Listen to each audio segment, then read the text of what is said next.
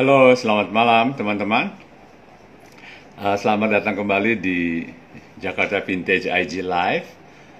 Oke, malam ini kita akan bertemu dengan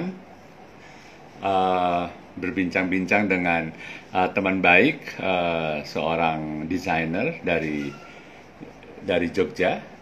Oke, seorang ahli kriya Indonesia, Raden Mas Brahmantia Satya. Oke, sebentar lagi beliau muncul. Oke, nah ini dia. Halo Mas, halo. Selamat Halo, halo. malam. Halo, Mas. Hehehe. Selamat malam ya. Thank you Selamat sebelumnya malam. nih ya. Udah mau diajak Ya, ngobrol-ngobrol nih. sip, sip. Oke, yes. Lagi sibuk apa nih? Sekarang Lagi di new normal ini. lagi santai karena Oh, eh, kerjaan-kerjaan kan baru santai juga. Jadi ya sudah kita ikut santai. oh gitu. Oke. Yes, ini ada teman-teman juga nih di sini nanti ada Pak Sony udah datang di sini. Thank you Pak Sony dan juga ada teman-teman yang lain. Oke. Oke. Kita mau langsung ngobrol atau sedikit apa ini? Oke, saya belum memperkenalkan lengkap Mas Bram, sorry. Ya, ini teman-teman mungkin udah tahu juga ya.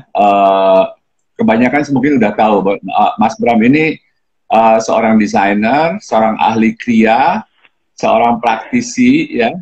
Kemudian juga kurator, juri, dan tokoh kriya Indonesia, bisa dibilang begitu ya.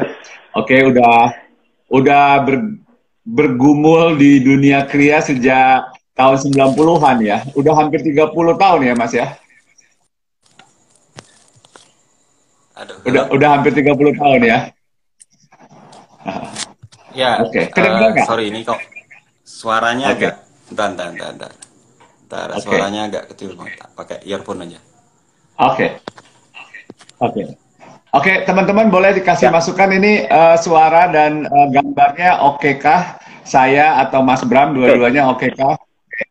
Kalau bisa kasih masukan boleh juga. Oke, biasanya kalau IG Live ini selalu bermasalah dengan koneksi.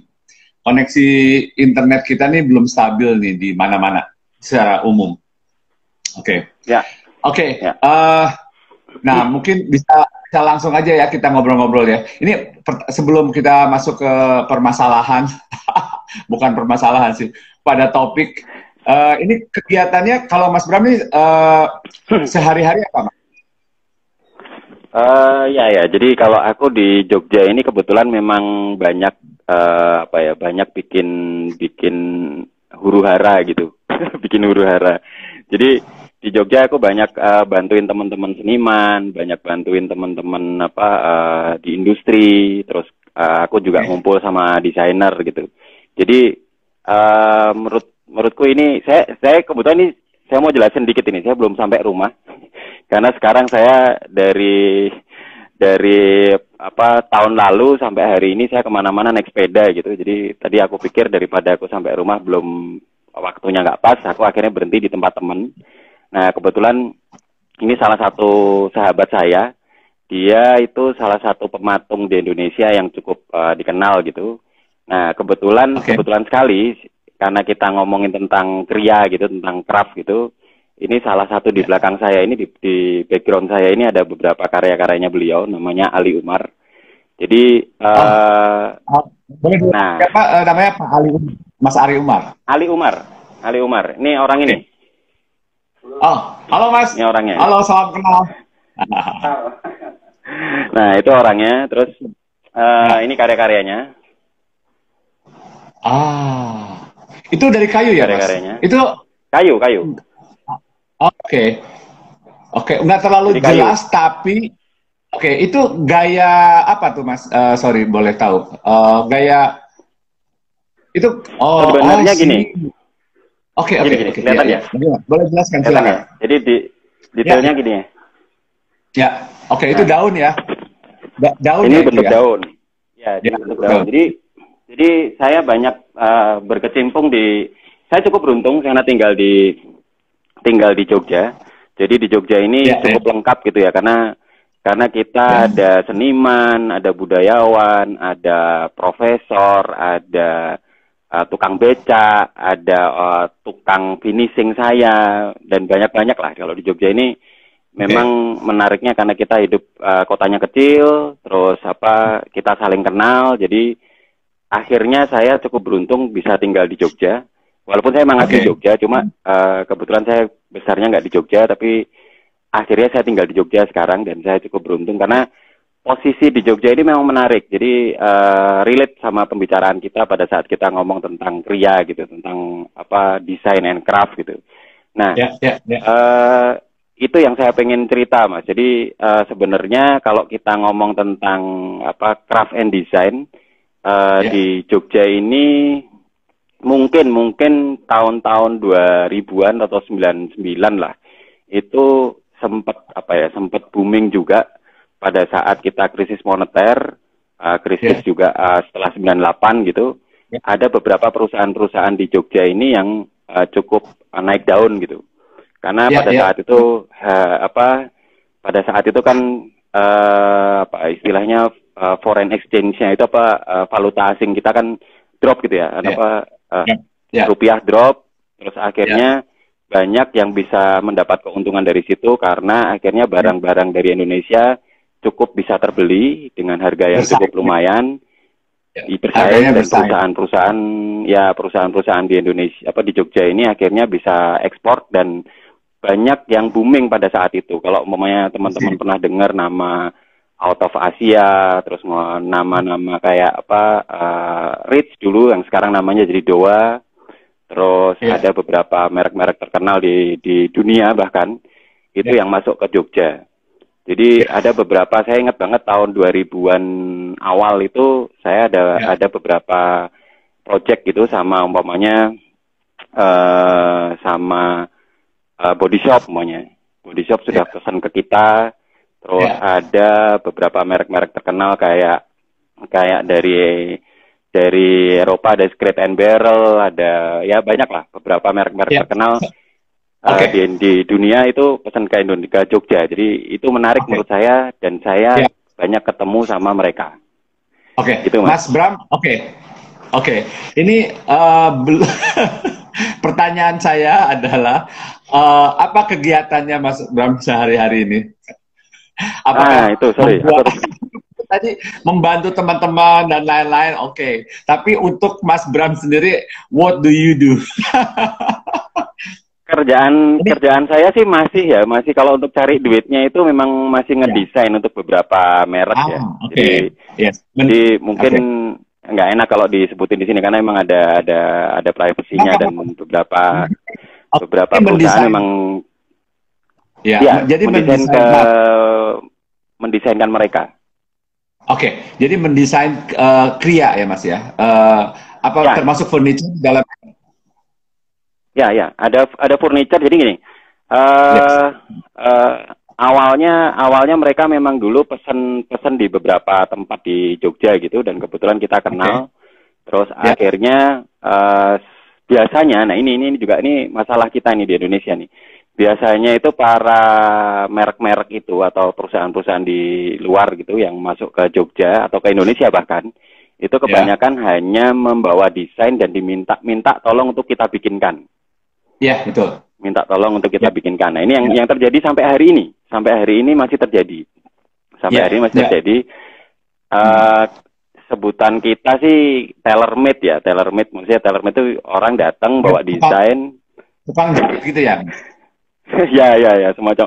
Ini bukan mengurangi teman-teman tukang jahit ya, tapi maksud saya kondisinya memang seperti itu. Jadi mereka bawa desain, datang ke Jogja, cari barang yang lebih murah daripada negara lain, dibikinkan di Jogja atau di Indonesia gitu. Nah, kebanyakan memang yang datang ke sini itu sudah bawa desain, karena pertama itu menurut saya nih karena pengalaman saya di bidang ini agak lama gitu, jadi saya masih bisa mengkira-kira. Terutama itu mereka sebenarnya datang ke Indonesia itu pertama karena talent, karena craft talentnya mereka. Jadi kekuatan craftsmanship-nya di Jogja ini cukup lumayan kalau dibandingkan dengan beberapa negara-negara, bahkan negara-negara tetangga kita.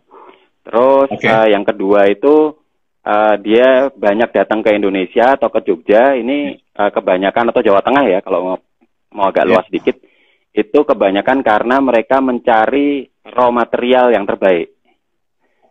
Jadi jati kita, kayu jati kita ini, saya sudah mencoba beberapa kayu jati gitu di beberapa tempat. Pernah saya karena mencoba cari yang lebih murah, saya mengambil jati dari Enrekang dari Sulawesi gitu pokoknya. Nah, ternyata memang jatinya beda. Jadi bahan kayu jatinya itu walaupun sama-sama jati, tapi struktur kayunya itu berbeda. Dan di Jawa pun itu juga paling bagus sampai hari ini paling bagus memang masih ada di daerah Jawa Timur. Jawa Timur. Ya, bahkan kayu jati Jawa Barat aja udah beda gitu. Nah, itu yang kedua tuh. Nah, yang ketiga itu menurut saya salah satunya adalah untuk kekuatan budaya. Ini yang penting juga nih, Mas, kita omongin. Sebelum lanjut, Mas. Itu. Jadi ada talent, ada material, ada budaya. Tiga itu orang brand-brand besar datang ke Indonesia itu, ke Jogja khususnya, itu karena 3 poin itu ya, Mas.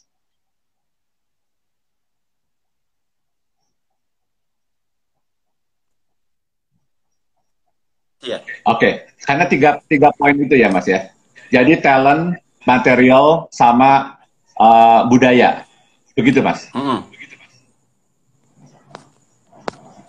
Ya, benar, Mas. Jadi, sorry ini earphone saya kok nggak dengar. Ya. Jadi elemen itu yang banyak menyebabkan beberapa buyer itu datang ke Indonesia, terutama ke Jawa Tengah gitu. Ya. Nah, itu nggak ada, ini udah langsung ke topiknya nih ya. Belum, padahal saya mau pengen tahu mengenai kegiatannya Mas Bram, tapi nggak apa-apa, it's okay. Karena ini kan obrolan santai, boleh agak sedikit tidak terstruktur, no problem. Ini IG Live, ini bukan webinar ya, bukan webinar. Tidak ada alasan harganya murah itu gimana? Ada, tapi menurut saya pada saat awal-awal Krismon iya. Tapi kenyataannya setelah rupiah kita naik pun mereka tetap datang itu. Jadi saya pikir posisi harga murah ini juga menurut saya agak dipertanyakan gitu. Karena beberapa buyer sampai hari ini masih membeli kok. Jadi walaupun secara harga pasti kan karena rupiah kita naik, berarti dia cukup mahal kalau buat mereka gitu. Ya. Jadi harga sekarang sebenarnya bukan karena harga, tapi karena lebih ke kualitas tadi ya. Ada 3 itu ya. Talent, kemudian material, sama ada budayanya ya. Ini sebelum lanjut ke berikutnya nih, ada yang komentar nih dari Pak Sony. By the way ada Mbak Lea Aziz. Ada Mbak Lea. Kemudian nih Pak Sony. Ada Mbak Diana juga nih. Ada Mbak Diana, iya. Ini malam Mbak Diana, malam Mbak Lea. Kalau di Bali, kata Pak Sony, agak sedikit beda karena mereka bawa arahan nih, buyer-buyer ini atau brand-brand besar ini kayak Crate and Barrel dan lain-lain itu, tapi minta kita develop desain item baru yang tidak boleh di-copy dari referensinya. Itu di Jogja begitu juga nggak, Mas Bram? Benar Mas. Jadi gini, biasanya mereka, kalau yang saya kerjakan sekarang, itu biasanya memang mereka membawa, mereka ngasih saya kayak semacam mood board gitu. Jadi mereka memberi saya mood board, terus dari mood board itu kita benar-benar mendesain produk baru. Ya, kalau yang sama kita, sama tim kita gitu. Nah, kalau Pak Sony tadi itu benar, itu yang terjadi pas saya dulu masih punya pabrik furniture gitu, masih ada pabrik furniture. Jadi kita dulu kebanyakan memang mendevelop. Jadi dari desain yang mereka kirim, terus biasanya kita menyesuaikan dengan kemampuan produksi dari pabrik kita gitu. Jadi developingnya lebih ke menyesuaikan kekuatan kita gitu. Jadi bukan mendesain yang baru. Nah, ini sampai hari ini menurut saya emang kebanyakan perusahaan di Indonesia itu masih posisinya developing gitu. Nah, bukan mendesain yang baru. Kalau Mas Bram mendesain atau mendevelop nih bagaimana? Ya, posisi sekarang sih kita mendesain ya. Kita mendesain beberapa jadi mereka ngasihnya mood board, bukan desain mereka. Bukan desain mereka. Bukan desain mereka. Jadi ini menarik sebenarnya kalau teman-teman yang muda-muda mau mencoba, sebenarnya kita itu ada potensi-potensi ke sana. Cuma memang masalahnya kadang-kadang kepercayaan buyersnya itu memang agak kurang gitu pada saat kita ngomong tentang desain studio di Indonesia gitu. Nah, itu memang agak ribet lah. Karena menurut saya sih, saya ngobrol sama beberapa teman buyer kita itu, mereka ketakutan karena di Indonesia ini law enforcement untuk hak cipta memang masih kurang banget gitu. Kurang, ya. Jadi masalah kepercayaan sih sebenarnya yang agak sulit di Indonesia ini. Tapi studionya Mas Bram dipercaya untuk mendesain dan nah desainnya itu ini Pak Sony komentar itu sama, sebenarnya mendesain sama mendevelop yang dimaksud dengan Mas Bram tadi itu kurang lebih sama. Jadi yang Pak Sony lakukan di Bali itu kurang lebih sama dengan yang Mas Bram lakukan sekarang gitu. Mungkin tadi istilahnya aja yang digunakan berbeda sedikit. Studionya Mas Bram di Jogja ini itu mendesain untuk brand-brand dari luar itu ya. Nah, itu desainnya itu jadi milik siapa? Jadi gini, pertama kalau mereka itu kontak kita itu karena memang sudah lama. Jadi ini beberapa memang sudah teman lama gitu, karena mereka sudah tahu kerjaan kita, terus sudah tahu reputasinya, terus mereka juga paham kalau kita itu kekuatan kita di studio di Indonesia ini karena sebenarnya kita ini paham teknis gitu, paham teknik-tekniknya, paham kekuatan-kekuatan yang kita punya. Itu sebenarnya yang sampai hari ini mereka masih percaya sama saya gitu, sama kita, sama tim kita gitu. Nah, kalau sama kayak Pak Sony tadi, saya sih juga tidak mau memperdebatkan developing sama desain ya, tapi posisinya memang kalau untuk mereka sudah ada desain, kita biasanya mundur. Maksudnya mundur tuh, kalau kamu mau mendesain seperti ini, coba kita carikan aja langsung ke perusahaan semacam itu gitu. Tapi kalau memang mereka ngasihnya kita biasanya mereka ngasih mood board-nya. Jadi dari situ kita punya kebebasan untuk mendevelop sesuatu gitu. Jadi tidak poinnya itu menurut saya agak debatable gitu kalau kita ngomong mendevelop atau mendesain gitu. Jadi tapi poinnya adalah kalau umpamanya itu mereka sudah punya barang yang memang mereka cari dan mereka sudah ada desainnya, biasanya saya hanya membantu mereka untuk mengelingkan dengan beberapa perusahaan yang kita kenal gitu. Kebetulan saya juga ada di asosiasi perusahaan furniture, pengusaha furniture, terus ada beberapa asosiasi kerajinan di Jogja, di Indonesia. Jadi biasanya sih saya datangnya ke mereka kalau umpamanya sudah ada desain, terus saya paham nih desain ini kira-kira yang bikin adalah si Pak ini atau perusahaan ini. Nah, saya pasti akan carikan ke mereka langsung. Jadi kalau Mas Bram hanya mau terima kalau diberi kebebasan untuk mendesain tadi ya? Iya. Jadi yang sebenarnya saya nggak banyak juga sih, Mas. Saya paling cuma sekarang ini cuma 3 klien ya. Ada 3 klien yang masih kita kerjakan gitu. Itu pun juga sebenarnya juga teman lama. Jadi ini masalah kita. Jadi karena kita mungkin belum dipercaya secara internasional gitu negara kita kalau kita itu punya law enforcement di bidang hak cipta gitu. Nah, ini yang sebenarnya masalah yang harus kita selesaikan bareng-bareng ini. Karena copy mengcopy di Indonesia ini jadi biasa antar perusahaan. Kalau desainernya saya percaya. Desainernya itu saya banyak ketemu para desainer yang kerja di bidang ini. Itu saya percaya sekali kalau mereka sama sekali tidak mau saling mengcopy gitu. Karena kebetulan saya juga ada kumpulan lah sama teman-teman itu kan. Saya percaya sekali kalau para desainernya sih tidak ke sana gitu. Tapi masalahnya pada saat kita ngomong perusahaan furniture, perusahaan kerajinan, itu sudah ngomongin tentang cash flow, ngomongin tentang dia harus terima orderan itu mau nggak mau, karena kalau nggak diterima mereka nggak ada kerjaan, nggak jalan perusahaannya dan sebagainya. Hal-hal ini yang menurut saya akhirnya agak sulit di Indonesia, orang membeli produk as a design gitu, bukan hanya sekedar produk.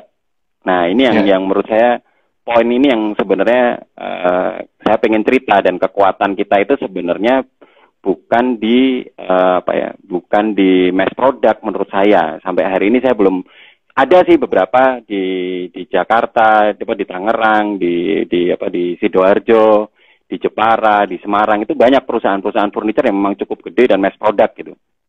Tapi menurut saya dulu pernah gabung sama beberapa perusahaan di Semarang gitu, ada satu perusahaan Semarang yang cukup besar gitu. Cuma saya ngelihat memang untuk bersaing harga dengan Cina umpamanya, atau bahkan sekarang dengan Vietnam yang memang apa istilahnya perusahaan-perusahaan Cina yang masuk ke Vietnam gitu, ya sama aja gitu. Kita ngelawan Cina juga kalau sama Vietnam. Nah itu etos kerjanya mungkin beda ya, karena saya juga pernah bekerja sama perusahaan Cina juga. Beda sekali etos kerjanya sama kita gitu. Jadi kalau mau ngomongin tentang mass product, saya kok nggak yakin gitu dengan budaya kita yang santai, budaya kita yang full skill. Oke. Mas Bram, oke. Saya boleh potong ya. Ini freezing. Oke, Mas Bram. Oke, saya potong sedikit boleh ya. Tadi Mas Bram. Halo? Ya, dengar. Ya. Ini kayaknya agak echo, ada echo-nya. Suara saya. Sorry. Bentar, tak hidupin lagi. Saya pakai earphone aja. Ya. Oke. Tadi Mas Bram kan menyebut masalah hak cipta. Oke. Law enforcement. Oke. Kemudian masalah etos kerja. Oke. Nah, mungkin boleh satu-satu nggak, Mas? Oke, yang pertama disebut tadi adalah masalah hak cipta di Indonesia, yang law enforcement-nya dianggap belum kuat, gitu ya. Silakan dijelaskan, Mas. Wah ini agak panjang nih Mas kalau ngomongin itu jadinya nih. Dibikin. Oke, jadi ini pengalaman saya tahun 2003, saya pernah tahun 2000 saya sudah mulai kerjaan saya di bidang ini gitu. Terus tahun 2003 atau 2004 saya lupa. Sekitar tahun itu kebetulan pada saat sebelum 2004 saya memang beberapa produk kita itu di copy gitu sama teman kita, sama perusahaan teman kita gitu. Itu saya masih oke lah gitu, karena bayangan saya ini teman sendiri, ya nggak apa-apa lah gitu. Tapi ada satu waktu di tahun 2004 itu salah satu produk kita itu di-copy sama salah satu perusahaan yang pemiliknya itu PMA gitu, pemodal asing, jadi orang asing gitu di Jogja gitu. Nah, pada saat itu saya agak sebel gitu, karena kalau yang mengcopy teman kita sendiri ya sudahlah gitu kan.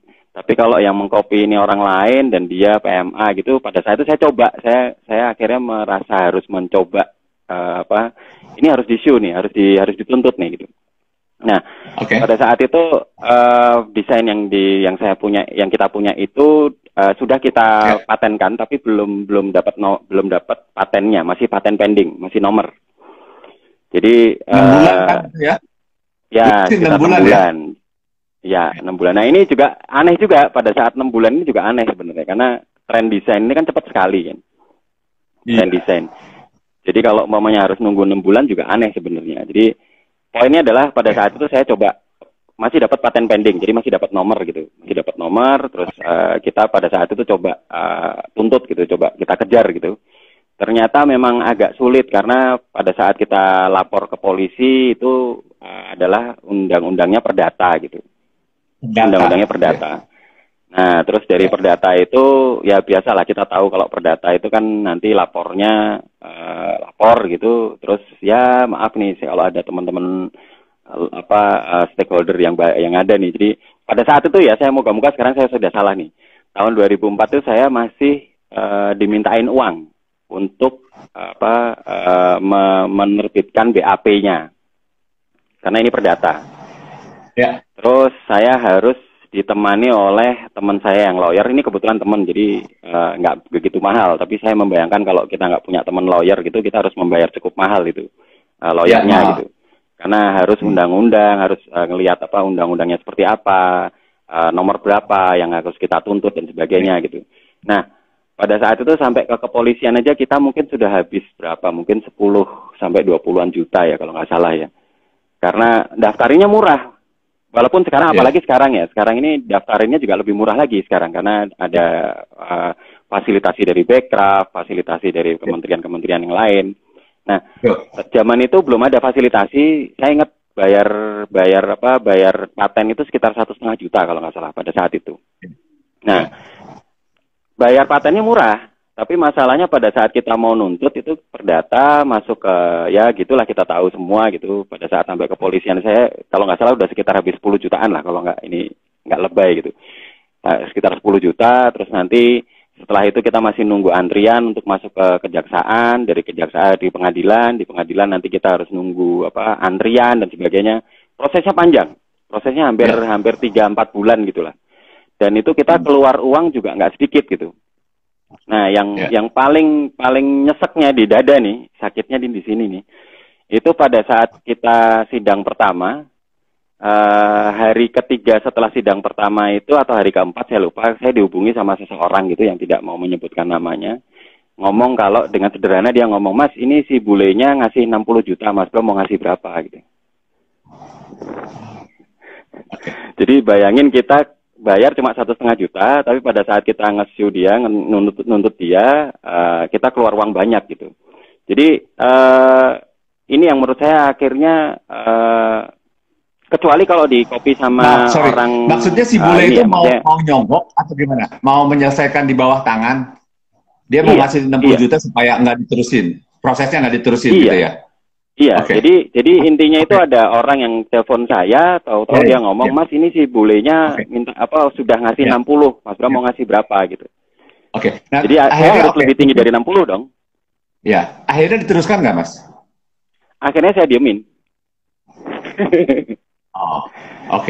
Akhirnya saya diemin karena juga posisinya juga kalau desain kan kecepatannya kan tinggi ya.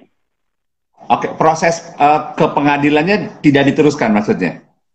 Enggak, saya akhirnya nyerah, terus terang. Saya akhirnya nyerah. Jadi menurut saya konyol pada saat saya harus membayar lebih dari 60 juta untuk memenangkan apa tuntutan itu ya.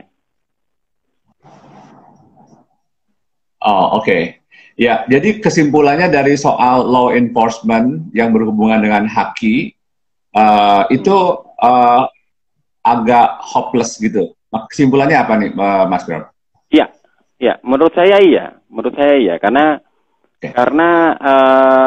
kecuali kita memang perusahaan besar ya, nah ini kalau perusahaan besar yang memang punya istilahnya punya kekuatan finansial gitu, terus mungkin mereka juga memang bisa, tapi sebenarnya kan agak susah juga kalau kita membayangkan di Indonesia karena kebanyakan biro-biro desain atau perusahaan-perusahaan yang kreatif itu biasanya dimulai dari perusahaan yang kecil gitu.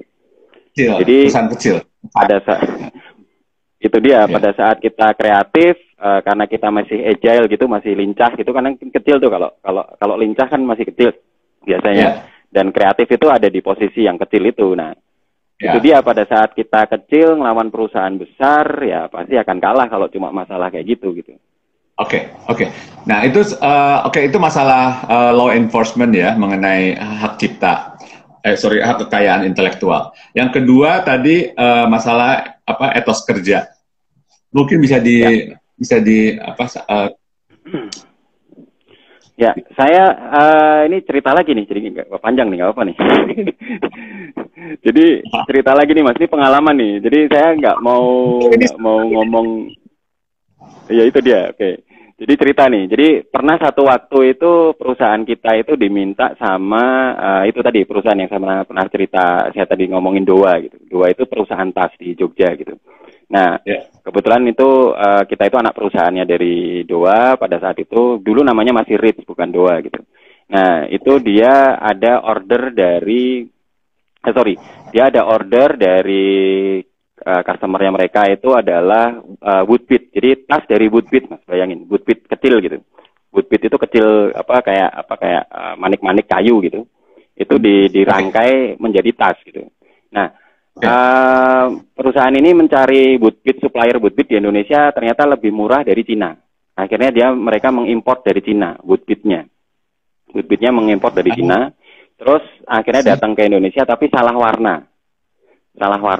Jadi warnanya itu terlalu muda, belum sesuai yang mereka mau gitu. Nah, pada saat itu akhirnya kita cari cara.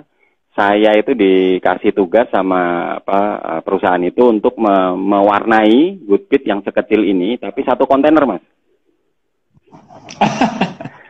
Satu kontainer dalam waktu. Ya, Woodbit sekecil ini itu sekuku kita itu tapi jumlahnya satu kontainer, jadi kebayang susahnya gitu. Nah, kita kan ngitung tuh karena waktunya nggak banyak kan, waktunya cuma sekitar 3 minggu atau 4 minggu, saya lupa itu. Nah, pada saat itu kita coba dengan cara-cara yang aneh-aneh, kita menitin kan, kita pakai stopwatch gitu.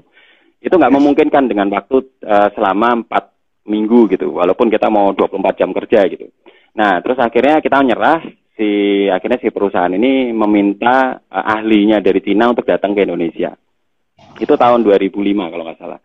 Tahun 2005. Nah, akhirnya mereka ahlinya mereka datang ke Indonesia, 2 orang. Itu kepala produksinya yang umurnya sudah mungkin hampir 70. Dengan marketingnya, karena si ketua kepala produksinya ini dia tidak bisa bahasa Indonesia dan tidak bisa bahasa Inggris. Nah, akhirnya yang datang itu adalah satu orang kepala produksi yang sudah hampir umur 70. Terus si ibu-ibu ini marketingnya ini juga umurnya mungkin 60-an lebih lah. Jadi udah agak tua gitu. Nah, mereka datang ke Jogja ini saya udah panik karena ini gimana dikerjain, saya tukangnya 5-10 aja ngerjain nggak mungkin, ini kok dia cuma 2 orang gitu. Nah, pada saat mereka datang ke Jogja, saya ngeliat sendiri, dia ini umur 70-an kurang lah, mungkin sekitar 68-69 gitu, hampir 70. Dia itu kita temani karena dia minta, dia sudah ngasih spek gitu. Kamu bikinin alat ini, kamu siapin bahan ini, kamu siapin 5 tukang, 4 tukang yang akan membantu saya gitu. Jadi spek itu sudah kita oke kan. Terus dia datang nih. Nah, dia datang. Nah, akhirnya si tukang 4 orang ini masih muda-muda, masih mungkin umur 30-an gitu. Membantu si kepala produksi yang umur hampir 70 dari Cina. Nah, dia datang ke Jogja. Dia jam itu benar-benar strict, jam 8 kerja, sementara kalau tukang saya jam 8 masuk ke perusahaan, masuk ke pabrik, nanti masih ngopi dulu, bikin kopi, bikin teh, baru mereka kerja mungkin jam-jam 9 baru kerja gitu. Ini kebiasaan ya, maaf, ini saya mau cerita, ini kebiasaan yang ada di pabrik saya dulu gitu. Nah, si orang Cina ini enggak. Orang Cina ini datang, dia langsung jam 8 kurang ini dia udah siap-siap di posisi dia kerja, jam 8 teng itu dia langsung kerja, jam 12 teng dia berhenti kerja, beres-beres, baru makan, jam 1 dia teng, dia langsung kerja, jam 4 dia berhenti kerja, beres-beres. Beda sama tukang kita. Sebelum jam 4 mereka sudah beres-beres, jam 4 mereka pergi. Nah, dari etos ini aja aku udah langsung kebayang gitu, umur 70, etos kerjanya masih kayak gitu. Dan lucunya, kita kerja 5 hari itu, hari kelima 4 tukang saya itu saya harus ganti dengan 4 tukang yang lain. Karena mereka kecapean ngikutin ritme kerjanya si orang Cina ini. Nah, dari situ saya langsung punya kesimpulan, oh berarti nggak bisa ini kita ngelawan etos kerjanya mereka gitu. Saya nggak menggeneralisir ya, ini kita harus sadar bahwa ini ada sih ada beberapa tukang saya yang mungkin lebih tekun gitu, lebih bagus daripada si orang Cina ini. Tapi nyatanya kalau saya lihat dengan pengalaman saya di bidang ini, ya memang kebanyakan memang beda sama orang-orang Cina. Karena kebetulan berapa tahun kemudian saya datang ke perusahaannya mereka yang di Cina, itu memang memang beda etos kerjanya ya. Jadi mereka kerja benar-benar kayak, bahkan ada kata-kata mereka itu saya sampai hari ini masih terngiang. Mereka itu kalau berangkat kerja, karena saya pada saat itu sempat kenal sama salah satu yang bisa bahasa Inggris gitu. Dia cerita kalau mau berangkat kerja itu dia salamnya itu adalah saya akan berangkat perang. Jadi mereka membayangkan kalau kerja itu perang gitu. Jadi menurut saya ini jadi menarik gitu. Etos kerjanya memang sudah di set up dari awal gitu. Mereka berangkat itu berangkat perang. Oke, apa misalnya kita tinggalkan apa namanya, misalnya tadi pekerja dari Cina itu ya, tapi kita ngomongin yang etos kerja Indonesia. Kesimpulannya, apakah kita etos kerjanya masih kurang kompetitif dibandingkan dengan misalnya negara-negara lain? Ya. Saya kalau ngomong, makanya tadi saya ngomong tentang mass product ya. Ini kan kalau kita ngomong tentang mass product kan harus seperti itu gitu. Harus apa, etos kerjanya harus tinggi gitu. Nah, tapi sebenarnya saya ngalami juga gimana para buyer yang datang ke Indonesia ini sebenarnya dia sangat tertariknya bukan di barang-barang yang mass product gitu. Oke. Jadi mereka datang ke sini ini benar-benar mencari produk-produk yang high value ya.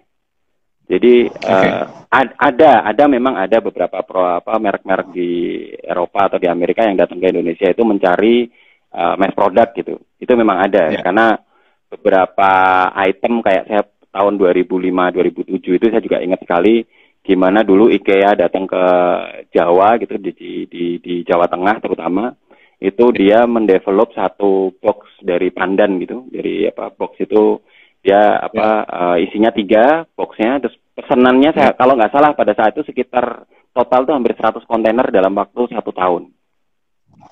Wow. Nah itu bisa dilakukan, tapi pinternya mereka gitu, itu memang dia sebar ke beberapa perusahaan di Jawa Tengah. Nah tapi ya ini ada tapinya tuh Mas. Tapi pada saat itu saya ingat sekali tahun 2007 kalau nggak salah itu order itu turun 2006 atau 2007 saya lupa. Setelah 2005 berarti karena sebelum gempa Jogja. Nah, pada saat awal-awal sebelum gempa itu di Jawa Tengah, di Jogja umpamanya, saya nyari pandan itu udah habis, Mas. 2006 itu pandan seluruh kan pandan yang bagus, pandan laut ya itu ya. Itu kan dari pandan laut gitu. Nah, pandan laut itu kan bagusnya, yang paling bagus memang di daerah pantai selatan Jawa gitu.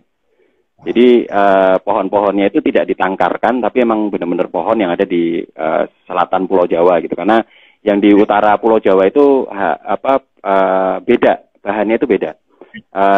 Pandan lautnya itu lebih fragile gitu, lebih gampang sobek gitu. Nah, itu saya ingat banget tahun 2006 pada saat sebelum gempa itu saya ada pesanan pandan gitu. Dan itu pada saat 2006 awal itu kita sudah kesulitan untuk mencari bahan baku pandannya. Karena tahun 2005 ada orderan pandan dari merek itu. Itu katanya sih sekitar 100 kontainer, 1000 kontainer atau 10.000 kontainer, maaf saya lupa. Tapi pokoknya banyak lah pada saat itu karena banyak perusahaan-perusahaan di Jogja, di Semarang, di Jepara itu ya Solo itu yang menerima orderan itu gitu. Jadi cukup ngeri memang kalau di Indonesia ini sebenarnya. Sorry, jadi maaf, kesimpulan dari cerita tadi itu adalah bahwa kita juga bisa mengerjakan yang mass product juga. Bisa.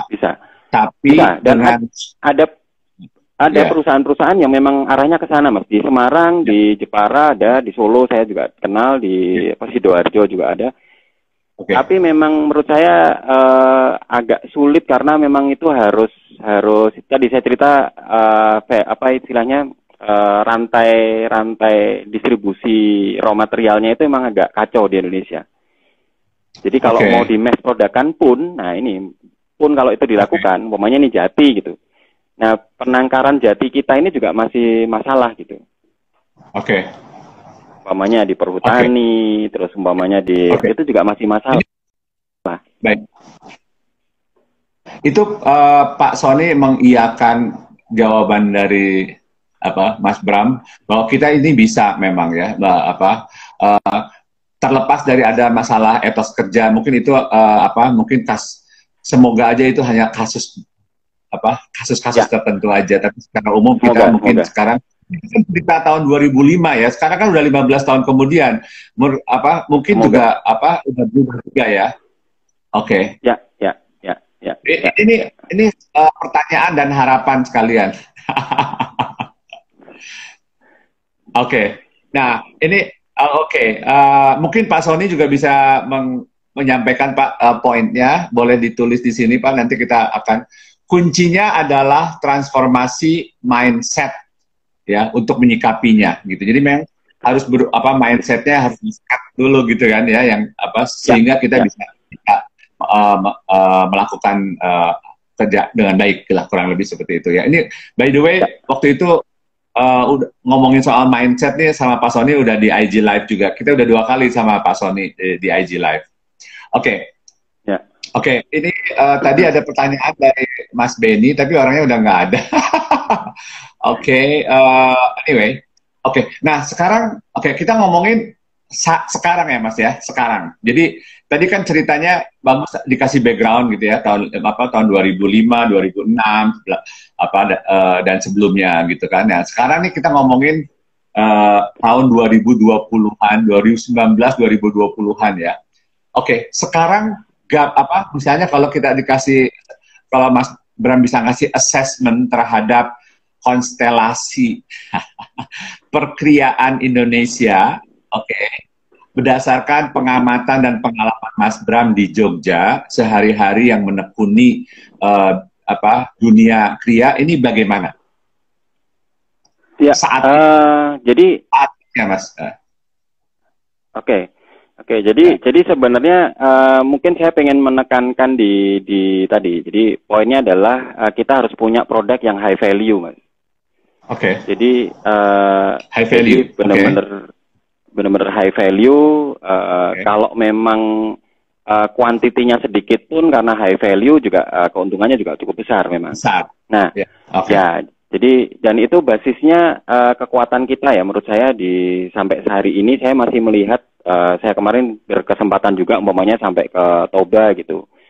Di Toba itu ada gurga. Gurga itu kayak ukiran kayu tapi khasnya Toba gitu. Nah, nggak cuma di Jawa gitu kalau kita ngomongin tentang skill gitu, tentang skill craftsmanship ya. Itu ternyata saya pas ke Toba itu sampai geleng-geleng kepala karena melihat skillnya mereka yang memang tidak secanggih orang Jepara yang bisa sampai 3 dimensi, yang bisa sampai kayu sampai ditata sampai sedetail itu gitu. Tapi karakternya itu kuat dan mereka punya nuansa yang tidak bisa kita copy di Jogja umpamanya gitu. Atau umpamanya di Jepara gitu. Orang Jepara mungkin kalau mau mengcopy punyanya orang Toba itu gampang banget karena sangat simpel gitu tekniknya ya. Tapi pada saat saya mencoba itu tukang saya di Jogja saya suruh coba bikin kayak di Toba, soul-nya nggak dapet. Soul-nya nggak dapet. Menurut saya kalau kita arahnya ke sana, nih, umpamanya kita bisa membranding Indonesia ini, kita itu punya skill craftsmanship yang mumpuni gitu, yang high craft gitu, high value gitu. Saya pikir kita akan bisa bersaing. Karena kalau kita saingan dengan Vietnam atau Cina dengan istilahnya quantity ekspornya, kalau kita hanya menghitung quantity ekspor bahwa berapa kontainer, berapa US dollar, berapa jumlahnya gitu. Saya pikir kita akan kedodoran gitu kalau kita mau ke sana gitu, karena ngelihat etosnya, ngelihat law enforcement-nya, ngelihat yang harus kita beresin tuh mungkin 20-30 tahun ke depan baru menyamai Cina hari ini gitu. Menurut saya. Ini menarik. Ini menarik sekali karena kalau misalnya kita pameran di luar negeri nih, Indonesia pameran di luar negeri dengan kementerian, dengan semua kementerian lah ya. Pasti tolok ukur sukses pameran itu adalah adanya transaksi, ya. Ada berapa order, kemudian berapa kontainer, kayak gitu kan. Itu selalu menjadi ukuran sukses tidaknya sebuah pameran. Nah, sementara Mas Bram bilang bahwa kayaknya arahnya Kria Indonesia ini bukan di mass product, tapi lebih kepada yang high value tadi ya, high craft, high value, sehingga walaupun jumlahnya sedikit, tetapi kembali lagi kita meneruskan pembicaraan yang sedang seru-serunya dengan Mas Bram. Aduh, sorry, nggak tahu nih kenapa. biasa selalu kadang-kadang terjadi seperti itu, memang koneksi suka tidak stabil. Oke, ini masalah Indonesia. Oke, ya. Oke, tadi lagi terpotong di mana ya, Mas ya? Kita ngomong. Tadi apa ya? Tadi ngomongin ini sudah sampai ke apa namanya value chain. Aku ngomongin tentang value chain tadi. Oke.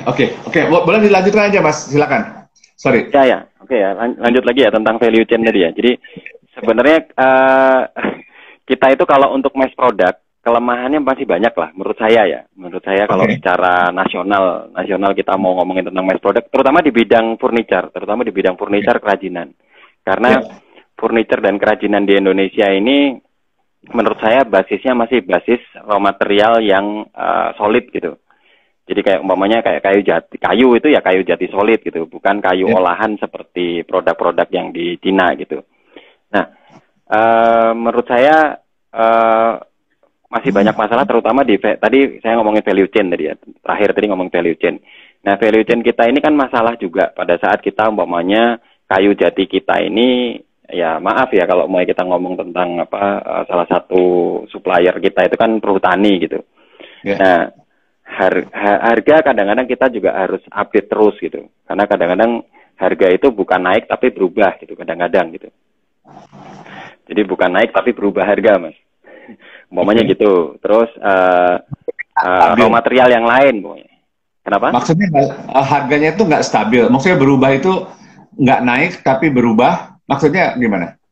Berubah-ubah maksudnya? Kalau naik itu kan paling 10%, 20%, Mas. Kalau naiknya 200% kan berarti berubah harga tuh. Oh.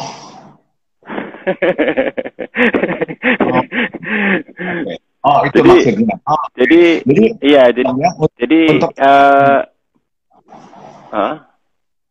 maksudnya ya sulit dong ya untuk kalau kita punya komitmen terhadap buyer gitu ya. Terus kita harga tidak bisa dipegang gitu ya.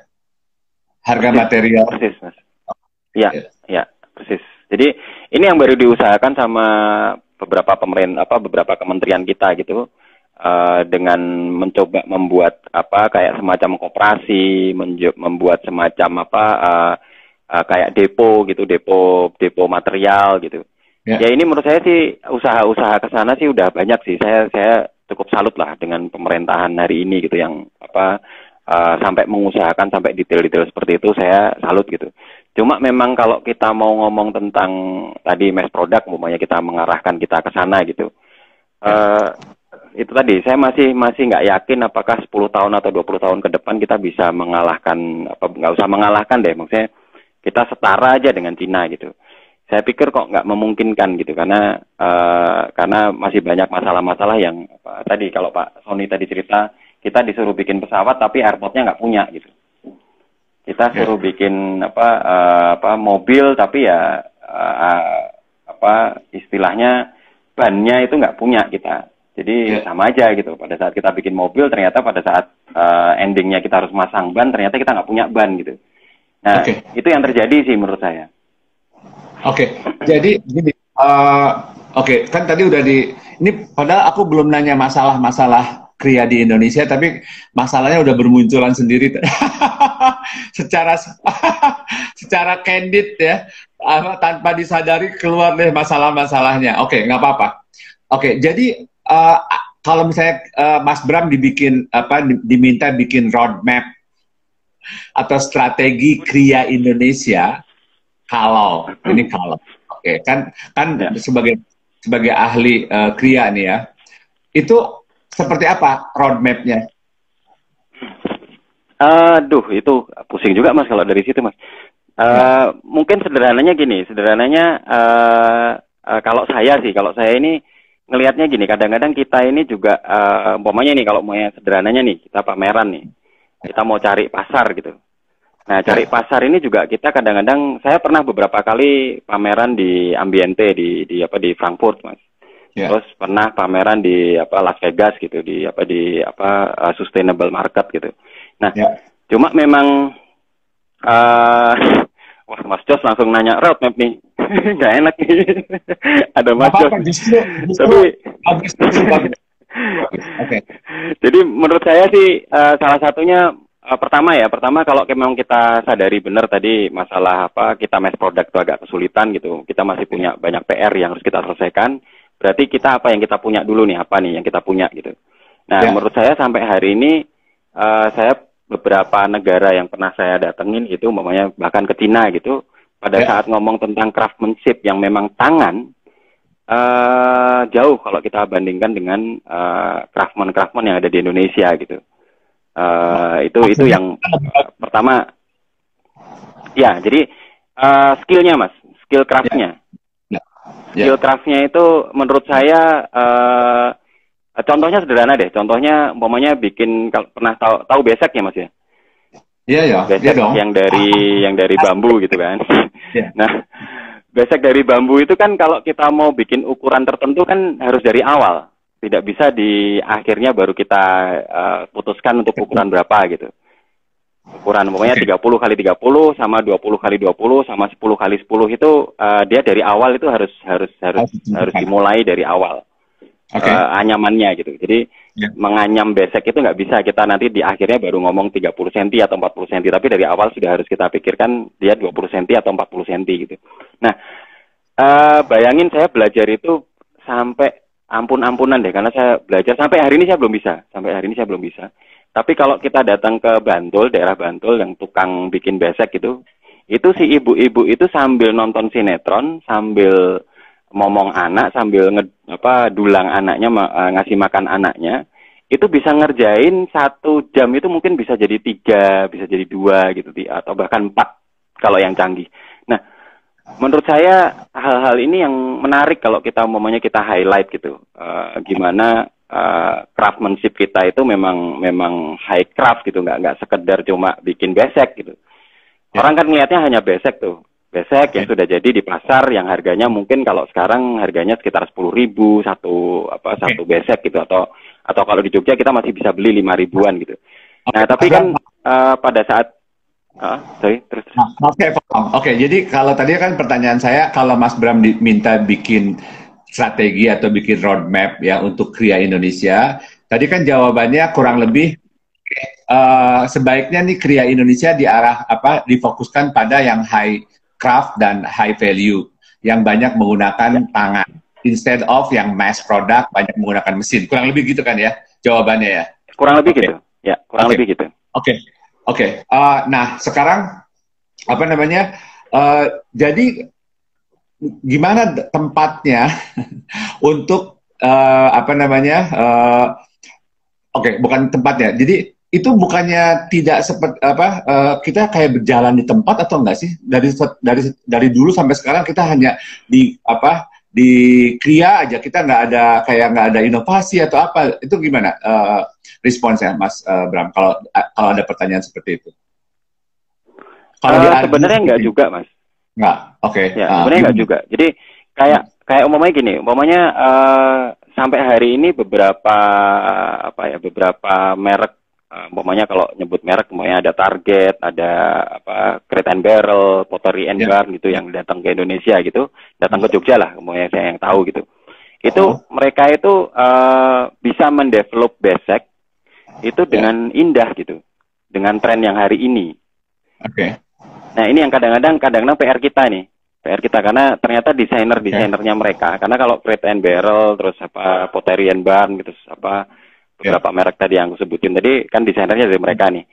Nah saya kadang-kadang amazed juga pada saat lihat orderannya mereka, dan mereka bisa memahami umpamanya sebuah besek yang biasa banget, terus sama mereka dikasih touching sesuatu gitu yang hanya ditambah kain di ujungnya, atau di dalamnya ada lining dalamnya gitu. Itu sesederhana itu untuk generate produk kita sebenarnya. Oke, jadi itu kalau menurut Bram itu berarti arahan yang realistis dan yang kita unggulnya di situ gitu ya.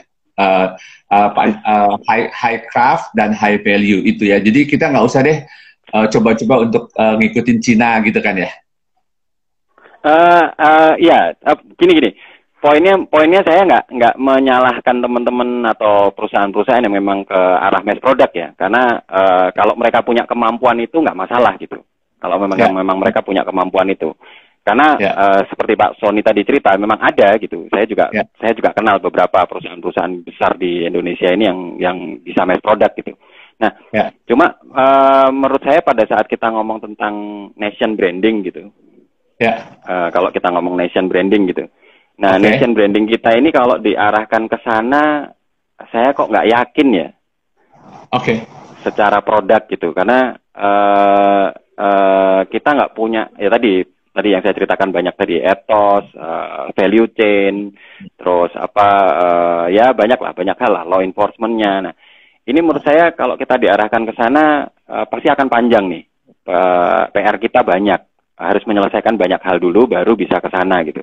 Nah, nation branding kita sebenarnya sudah terbentuk. Jadi saya sering ditanyain, Mas, desain Indonesia kok nggak pernah muncul ya gitu. Saya akhirnya nunjukin aja beberapa produknya yang ada di IKEA, yang produksi di Bantul, produksi di Sleman gitu, di Jogja gitu, atau produksi beberapa ada saya lihat produk-produk dari Bali gitu. Nah, kalau kita nggak muncul sebenarnya sudah. Bahkan pokoknya kalau kita ngomong tentang desainer yang muncul di dunia gitu, Radio Magno kurang apa gitu, atau beberapa teman-teman kita lah, Mas Jos, Alvin, Leonard gitu kan, secara internasional ada gitu, hadir gitu. Nah, teman-teman saya juga secara nggak langsung hadir juga, Mas, kayak saya, teman-teman di Jogja ini banyak, karena kalau kita itu kan kemarin sampai hari ini kita masih bekerja di satu perusahaan gitu ya. Jadi memang nama-nama kita emang nggak muncul, karena beberapa kali desain saya di Jepang umpamanya yang masukin ya customer saya gitu. Atau beberapa teman saya di Jogja ini ada merek di sana gitu, di Eropa itu ya desainnya sebenarnya desainnya dia gitu. Tapi karena dia bekerja di perusahaan itu emang nggak muncul. Jadi kalau desainer Indonesia atau desain Indonesia itu tidak muncul di dunia, saya sebenarnya agak menyanggah itu gitu. Karena sebenarnya desain kita sudah masuk di tataran dunia gitu. Cuma memang boleh saya potong, Mas. Mungkin maksudnya kalau ada yang berargumentasi seperti itu maksudnya adalah bahwa sebenarnya yang diharapkan adalah munculnya brand-brand Indonesia. Munculnya desainer-desainer Indonesia yang mempunyai brand sendiri, dan yang pemilik dari desain itu adalah si desainernya atau si pemilik brandnya atau brandnya itu gitu loh.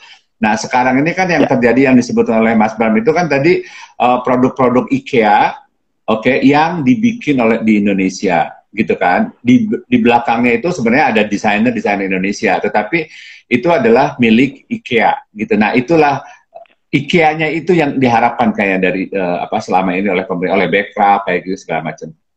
Kayaknya itu mungkin. What do you think? Nah, kalau ke sana mungkin agak sulit. Gini, Mas, ini juga agak sulit lagi, karena sebenarnya kalau ke sana ini kan masalah brand, Mas. Saya sangat kemarin sempat satu forum sama Pak Edi yang Vivere umpamanya. Vivere bisa masuk gitu.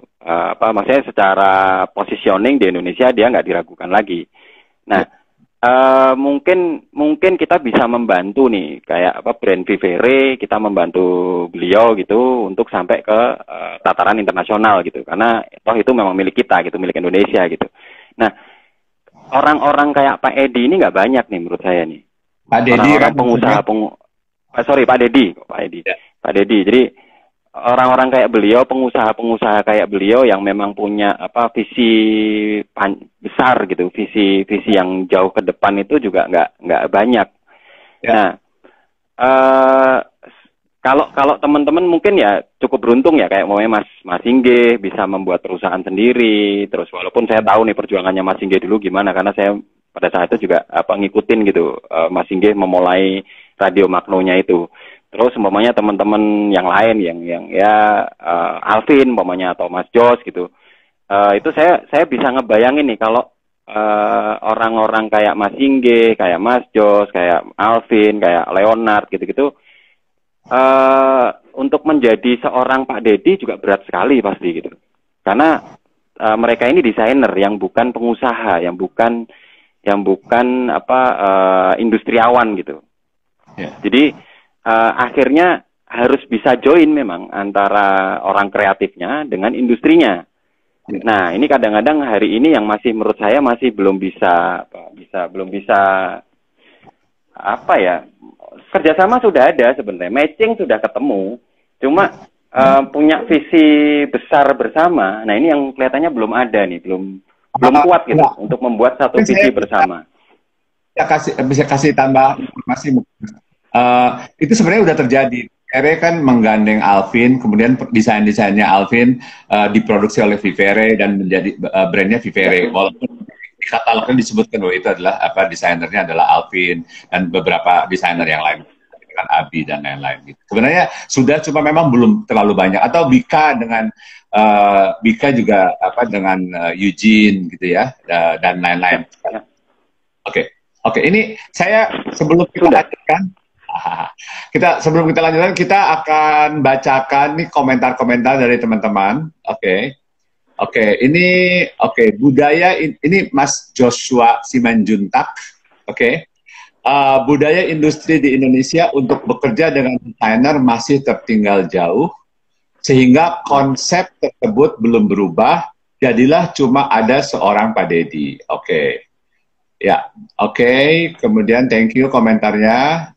Tadi pada saat kita bicara mengenai brand dan mengenai desainer, ada Joshua bilang ada brand product, ada juga personal brand dari desainernya. Yes, thank you.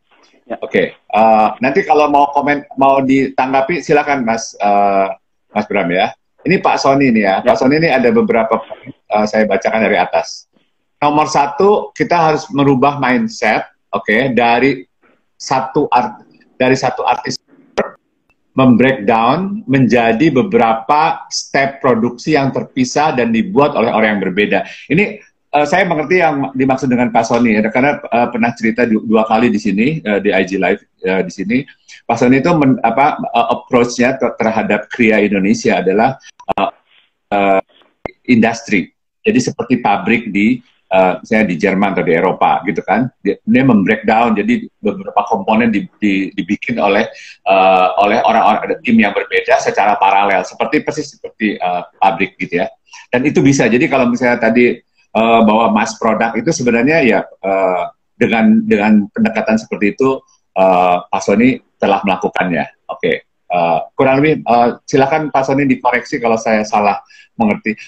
Step produksi home decor untuk mass production tidak berbeda prinsipnya dengan membuat mobil. Ya, itu persis yang ya. Thank you Pak Sony. Yes. Kemudian ya, ada Mas Nyonyo juga di sini. Bagaimana? Nah, ini pertanyaan nih dari Joshua. Bagaimana Mas Bram agar bisa semakin banyak kerjasama industri dengan desainer? Ya, itu pertanyaan kita bukan? Itu pertanyaan. Ya. Nah, itu dia, Mas Jos. Thank you udah menanyakannya.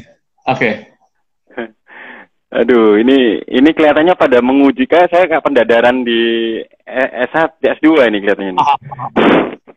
Ini padahal ngomong di warung kopi loh, padahal ini santai-santai aja nih. Ya, ini sampai saya harus ngerokok nih, boleh nggak? Nggak apa-apa, ini bagus.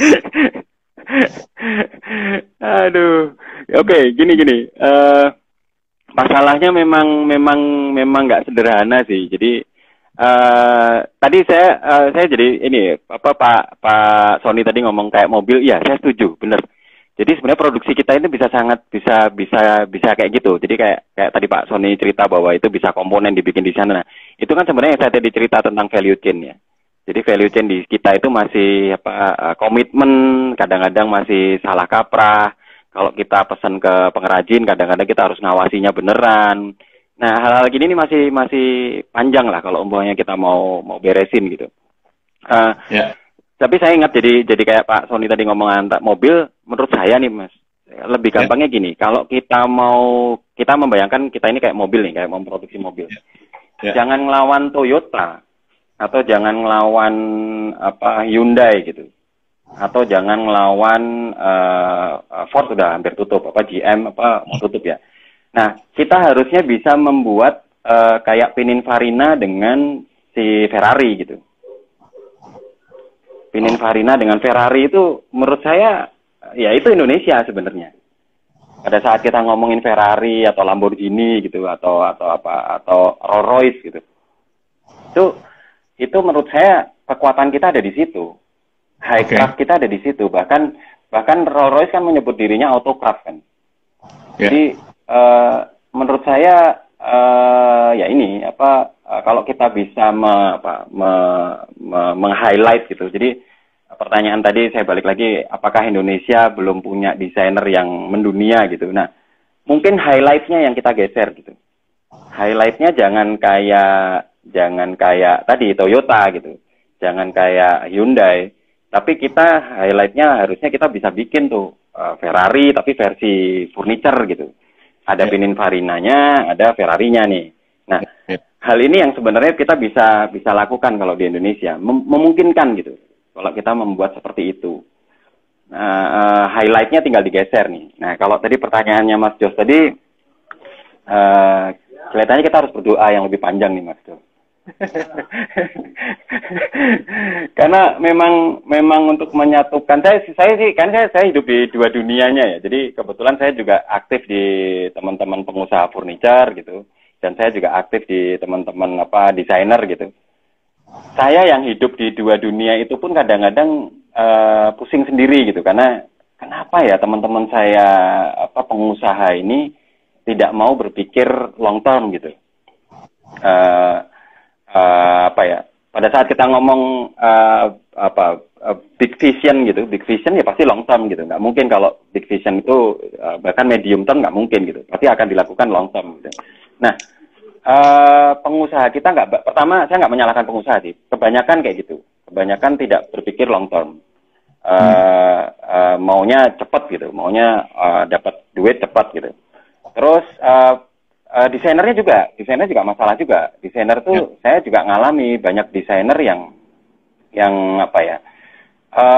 belum bisa membedakan antara desainer dengan seorang seniman gitu, seorang artis gitu. Banyak yang belum bisa membedakan dirinya itu belum bisa membedakan antara dia sebagai artis atau dia sebagai desainer gitu. Maksudnya nggak profesional? Saya nggak ngomong profesional sih, takut salah ntar. Tapi karena kebetulan kalau saya kan hidup di sekitaran seniman nih, jadi kayak ini tadi Pak Ali Umar hidupnya, maksudnya saya sangat enjoy gitu ya. Studionya sesederhana ini, tapi saya sangat enjoy kehidupannya dia, dan dia tidak merasa harus dibandingkan dengan orang lain gitu. Nah, seniman itu punya sesuatu yang kebetulan saya banyak ketemu gitu di Jogja gitu. Saya cukup beruntung di Jogja ketemu banyak seniman yang memang secara reputasi mereka dunia gitu. Akhirnya saya bisa punya kesimpulan bahwa saya bisa membedakan diri saya pada saat saya menjadi desainer atau diri saya pada saat menjadi seorang seniman gitu. Karena saya juga berkesenian juga gitu. Nah, saya bisa merasakan bedanya. Tapi yang saya lihat kadang-kadang teman-teman yang desainer yang sudah masuk ke industri, nah ini kadang-kadang mereka agak gagap gitu, yang akhirnya mereka merasa dirinya harus kayak seniman gitu. Kayak seniman itu kan seniman itu kan bikin sesuatu dan galeri datang atau kolektor datang, dia nggak bisa dinego gitu. Lu mau segini ya beli, kalau enggak ya jangan beli gitu. Nah, ini kan bisa nih seniman posisi itu. Tapi kalau desainer, aku pikir tidak sedewa itulah gitu. Tidak secanggih seniman yang bisa kekeh di satu titik gitu. Desainer harus kompromi gitu. Desainer harus melihat kondisi-kondisi di luar bahkan dirinya gitu. Gimana dia harus kompromi dengan orang marketing, gimana dia harus, kalau di dalam perusahaan nih, gimana dia harus kompromi dengan orang produksi, manajer produksinya apakah mampu mendesain banyak kita, terus nanti dari purchasing apakah raw materialnya itu memungkinkan kalau itu di mass production, nggak usah di mass production lah, satu kontainer bisa nggak desain kita ini dibuat skalanya satu kontainer nih. Karena kita ekspor nih, berarti kan harus memakai kontainer. Terus dia harus kompromi umpamanya dengan ukuran. Pada saat ukuran kita itu dia ramah dengan kontainer enggak? Dia bisa dimasukkan kontainer dengan baik enggak? Ukurannya 23,6 mundurnya 6 meter gitu. Kalau yang 20 feet, yang 40 feet dia 12 meter. Nah, teman-teman bisa nggak bernegosiasi dengan itu, berkompromi dengan itu. Nah, kadang-kadang desainernya ada di titik yang kayak seniman, kekeh gitu, yang ini desainnya paling bagus, ini nah, ya benar desain bagus, tapi pada saat kita ngomong dengan industri, itu banyak hal yang kita itu kadang-kadang harus kompromi, bahkan harus mau dikatain bahwa desain kita gagal gitu. Ini yang kadang-kadang teman-teman nggak mau dikatain desainnya mereka gagal, akhirnya berantem, akhirnya ribut, akhirnya ini keluar dari perusahaan itu. Perusahaan harus mencari desainer baru lagi dia harus adjusting lagi, harus kompromi lagi, harus ngobrol lagi sama ownernya, pulang lagi. Nanti si desainer ini dibajak sama perusahaan lain. Si desainer juga akan membuat desain yang sama dengan perusahaan yang sebelumnya. Nah, hal-hal ini banyak sih, Mas. Kalau kita mau ngomong tentang kenapa desainer dengan industri belum bisa ketemu. Ya, 2 hari yang lalu tuh kita di sini di Jakarta Vintage IG Live ini kita bicara ngobrol sama Dino Fabrian, oke? Ya. Ngomongnya soal industrial design, gitu ya. Jadi yang harus sebenarnya tadi yang diomongin sama Mas Bram itu memang desainer harus mikirin packagingnya, kemudian size-nya masuk ke satu kontainer harus segala macam tuh harus dikuasain. Jadi kalau misalnya tadi bahwa desainer itu nggak mau pusing mengenai masalah itu gitu ya, agak aneh juga. Karena sorry, itu kayaknya echo lagi nih suaraku. Ada echo lagi. Ya, earphone-nya mati, sorry. Ini pakai Bluetooth. Oke, ya.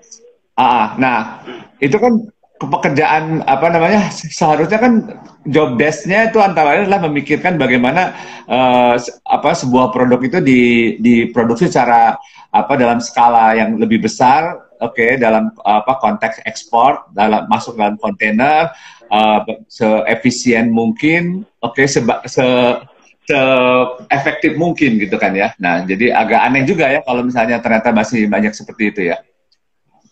Oke. Banyak. Oke. Ini ada tadi Pak Sony udah komentar nih. Mbak Lea juga setuju tuh dengan Bram. Desainer memang masih jauh dari yang kita harapkan. Oke, maksudnya desainer Indonesia ya. Oke. Ini Pak Sony bilang sebaiknya jangan mempush kata designer, tapi product developer. Based on design. Ini kemudian nih Mas Joshua, bertanya, izin minta pendapat. Apakah misalnya pemerintah memberikan insentif bagi perusahaan untuk menjalin kerjasama dengan desainer akan meningkatkan kerjasama tersebut atau enggak? Misalnya, keren tuh. Tip bagi perusahaan untuk menjalin kerjasama, apakah akan meningkatkan kerjasama? Akan semakin banyak perusahaan yang bekerjasama dengan desainer, kolaborasi. Karena sekarang ini kan baru sedikit ya. Tadi cuma Vivere, Bika dan beberapa brand nggak terlalu banyak, Wisangka gitu kan ya. Ya. Gimana? Ya, tadi roadmap tadi termasuk itu ya, Mas Joshua ya. Wah, ini ngeri nih pertanyaan-pertanyaannya. Oke. Ini harusnya bukan aku yang jawab nih, harusnya teman-temanku yang akademisi itu nih harusnya. Kalau aku kan cuma bekas tukang. Tapi gini, kalau sebenarnya kalau aku sering ngomong ya, dulu zamannya Bu Marielka gitu, kita sempat ketemuan di Jakarta gitu, pada saat itu masih Parekraf gitu, kayak sekarang Parekraf gitu. Nah, saya sempat sempat mendebat beliau pada saat ngomong tentang industri furniture ini, apakah industri furniture ini dimasukkan sebagai ekonomi kreatif gitu, industri kreatif gitu. Saya pada saat itu agak mendebat beliau gitu, karena pada saat itu berarti tahun berapa itu, tahun 2008 sekitar itulah, tahun 2010 gitu, 10 ya, sekitar itu ya. Jadi saya mendebat itu karena kenapa? Karena pada saat itu ya kita masih tadi tailor made gitu. Industri furniture kita itu masih tailor made gitu. Jadi belum bisa menjadi sebuah industri kreatif yang memang secara kreatif dia value-nya tinggi gitu. Pertama itu yang saya mau ngomong gitu. Terus kalau tadi pertanyaan Mas Joshua, apakah kalau kita mengasih insentif ke perusahaan, menurut saya sih bukan masalah insentifnya ya. Menurut saya malah ini lebih ke nation branding ya. Saya nggak tahu mungkin ada ahli branding yang lebih mumpuni dari saya gitu. Maksudnya kalau kita ngomong tentang nation branding itu, kita ini masih belum punya nation branding yang legit gitu, yang legitimate gitu. Buyer datang ke Indonesia itu tadi saya sebutkan 3 tadi kan. Jadi buyer datang ke Indonesia itu karena skillnya, karena raw material, karena basis budaya yang kuat. Itu sampai hari ini secara natural mereka datang ke Indonesia itu memang sudah itu gitu. Jadi kalau mereka mau cari barang murah, barang yang mass product, pasti nggak mungkin ke Indonesia gitu. Kalau mereka mau cari barang yang manufacturing proses gitu ya, mereka nggak mungkin datang ke Indonesia. Kebanyakan buyer saya atau yang saya kenal nih, maaf, lagi-lagi yang saya kenal ya. Jadi ini mungkin harus secara pribadi nih, secara subjektif saya nih. Okay. Itu mereka pasti datang ke umpamanya ke Cina, ke Malaysia bahkan. Malaysia perusahaan-perusahaan besarnya cukup mumpuni gitu. Jadi kalau mau nyari furniture yang memang basisnya manufacturing, jarang mereka datang ke Indonesia, jarang mereka datang ke Jawa gitu, ke Jogja, ke Jawa Tengah gitu. Mereka pasti datang ke Singapura yang memang nanti basisnya itu produksinya ada di Malaysia, basis produksinya ada di Thailand pada saat itu. Nah, Indonesia punya kekuatan menurut saya sampai hari ini sudah buyer itu sudah tahu kalau datang ke Indonesia mau cari apa itu sudah tahu. Nah, sebenarnya tinggal bikin sebuah nation branding yang memang sudah diketahui dari buyer gitu. Jadi jangan kita membangun nation branding lagi. Kan mereka sudah paham nih, si buyer-buyer ini udah tahu nih. Nah, tinggal kita bikin satu highlight atau satu sistem gitu yang menegaskan, melegitimate bahwa kita ini orang-orang Indonesia ini tempat belanja furniture yang memang basisnya tadi high value, craftsmanship tinggi, high craft gitu-gitu. Nah, kalau itu dibangun, menurut saya nggak perlu diinsentif pun gitu, umpamanya nih. Si perusahaan pasti akan ke sana gitu. Perusahaan-perusahaan akan punya willing untuk datang, untuk menuju ke sana gitu. Oke. Karena secara branding sudah dibantu oleh pemerintah. Oke. Jadi maksudnya kalau misalnya dari pemerintah sendiri udah ada semacam master plan atau nation branding tadi mengenai Kria Indonesia yang seperti ini XXX ini ya. Segala macam udah pasti itu kalau itu menjadi kebijakan nasional gitu ya, yang menjadi ada aturannya, ada polisinya dan lain-lain, itu tanpa ada insentif pun itu akan terjadi kerjasama itu antara industri dan desain gitu ya maksudnya. Ya, setuju. Karena gini Mas, saya juga pernah ditanya pada saat itu, saya ingat banget tuh, ditanya sama stafnya Bu Maria LK, saya lupa namanya gitu. Ya. Dia tanya, Mas kalau di Jogja kenapa, pada saat itu ya saya nggak ngomong, pada saat itu saya ditanya itu gitu, apakah benar apa enggak, saya juga nggak tahu. Jadi dia tanya nih, Mas kenapa di Jogja ini banyak orang-orang kreatif ya, dan festivalnya, seniman-senimannya, orang-orang kreatifnya ini banyak gitu. Jadi pada saat itu kan ada umpamanya beberapa teman-teman yang bikin video dokumenter menang di beberapa film di internasional. Terus ada seniman-seniman yang masuk ke Venice Biennale bahkan gitu-gitu. Nah, jawaban saya sederhana pada saat itu. Bu, kita ini di Jogja ini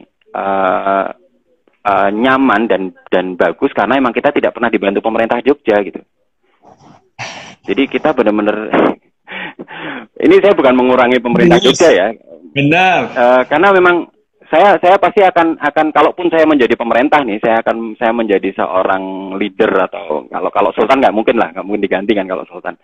Nah, salah satu di Jogja ini yang agak menyenangkan memang karena kita itu kebijakannya nggak ganti-ganti, nggak gampang ganti karena sampai hari ini ya kita gubernur kita ya Sultan gitu. Jadi nggak mungkin kita akan ribet-ribet nanti ganti gubernur, terus nanti ganti kebijakan, ganti policy. Nah, kita ini kan itu nyaman gitu. Itu kita long term, lagi-lagi ini long term gitu.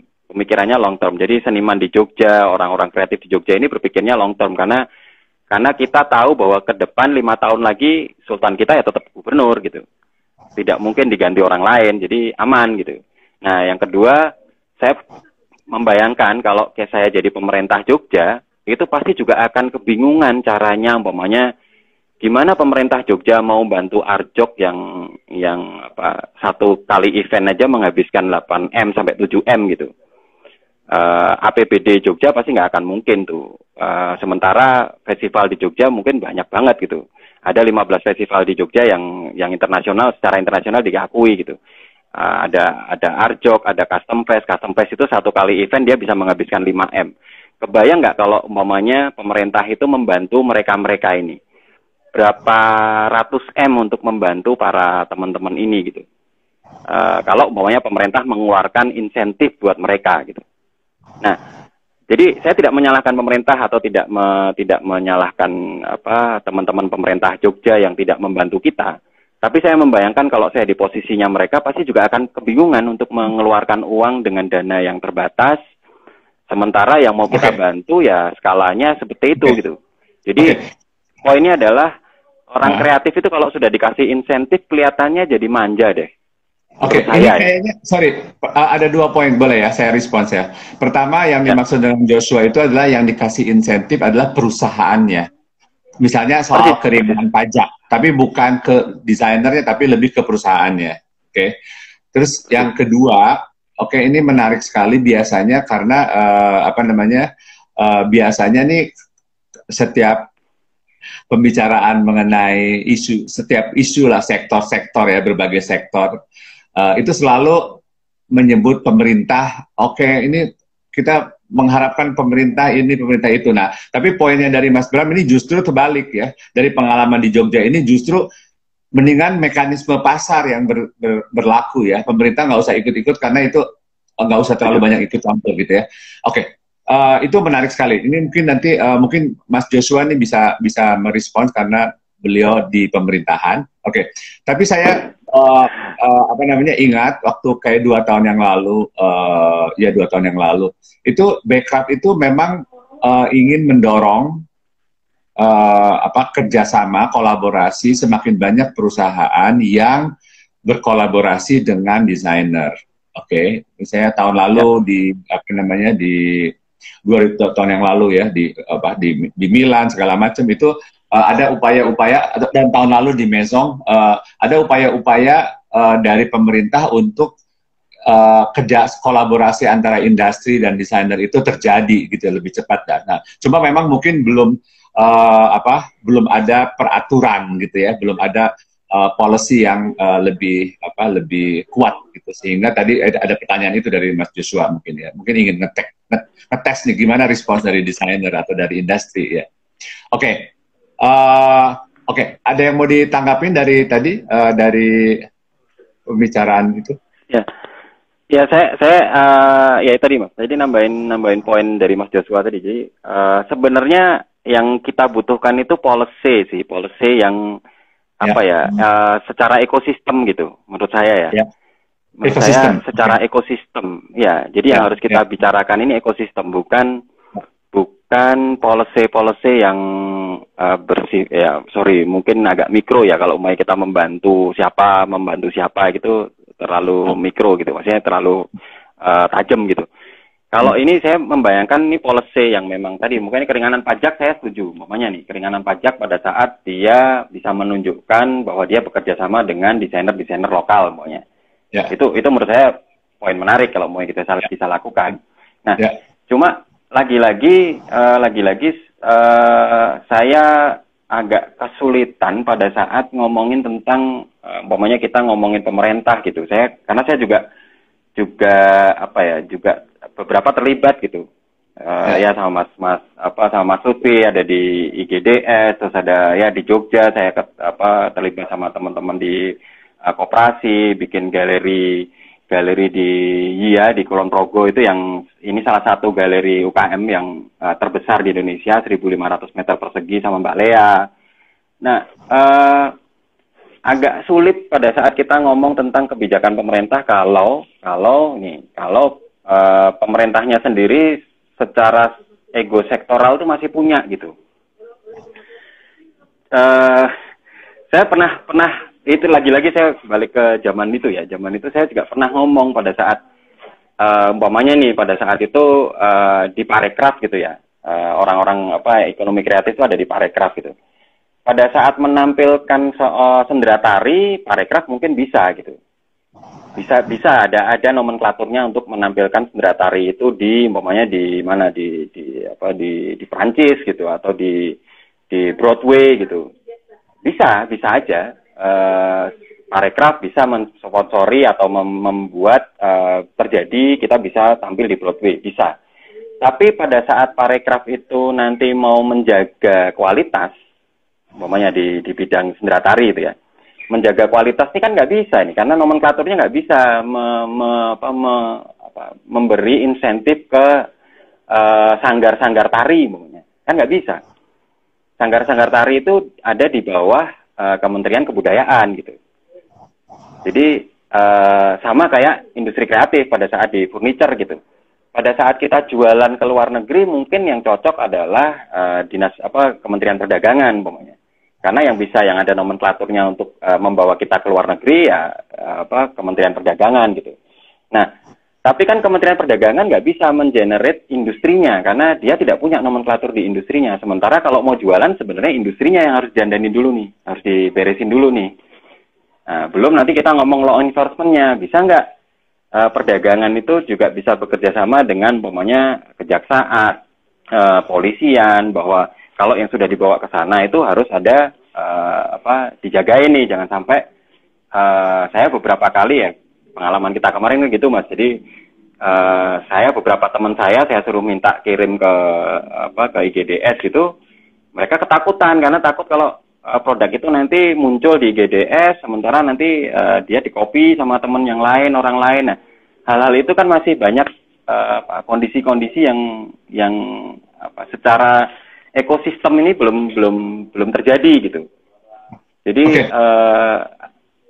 Jadi mungkin ya, kalau aku bisa simpulkan dari penjelasan Mas Bram barusan, mungkin pemerintah sebaiknya fokus menciptakan ekosistem yang kuat bagi desainer, bagi kria, gitu ya, daripada membuat policy atau peraturan dan memberikan insentif kepada perusahaan, pada industri untuk kerjasama dengan desainer dan seperti pengurangan pajak dan lain-lain. Itu mungkin lebih penting, ekosistem itu lebih penting daripada insentif-insentif itu, gitu ya?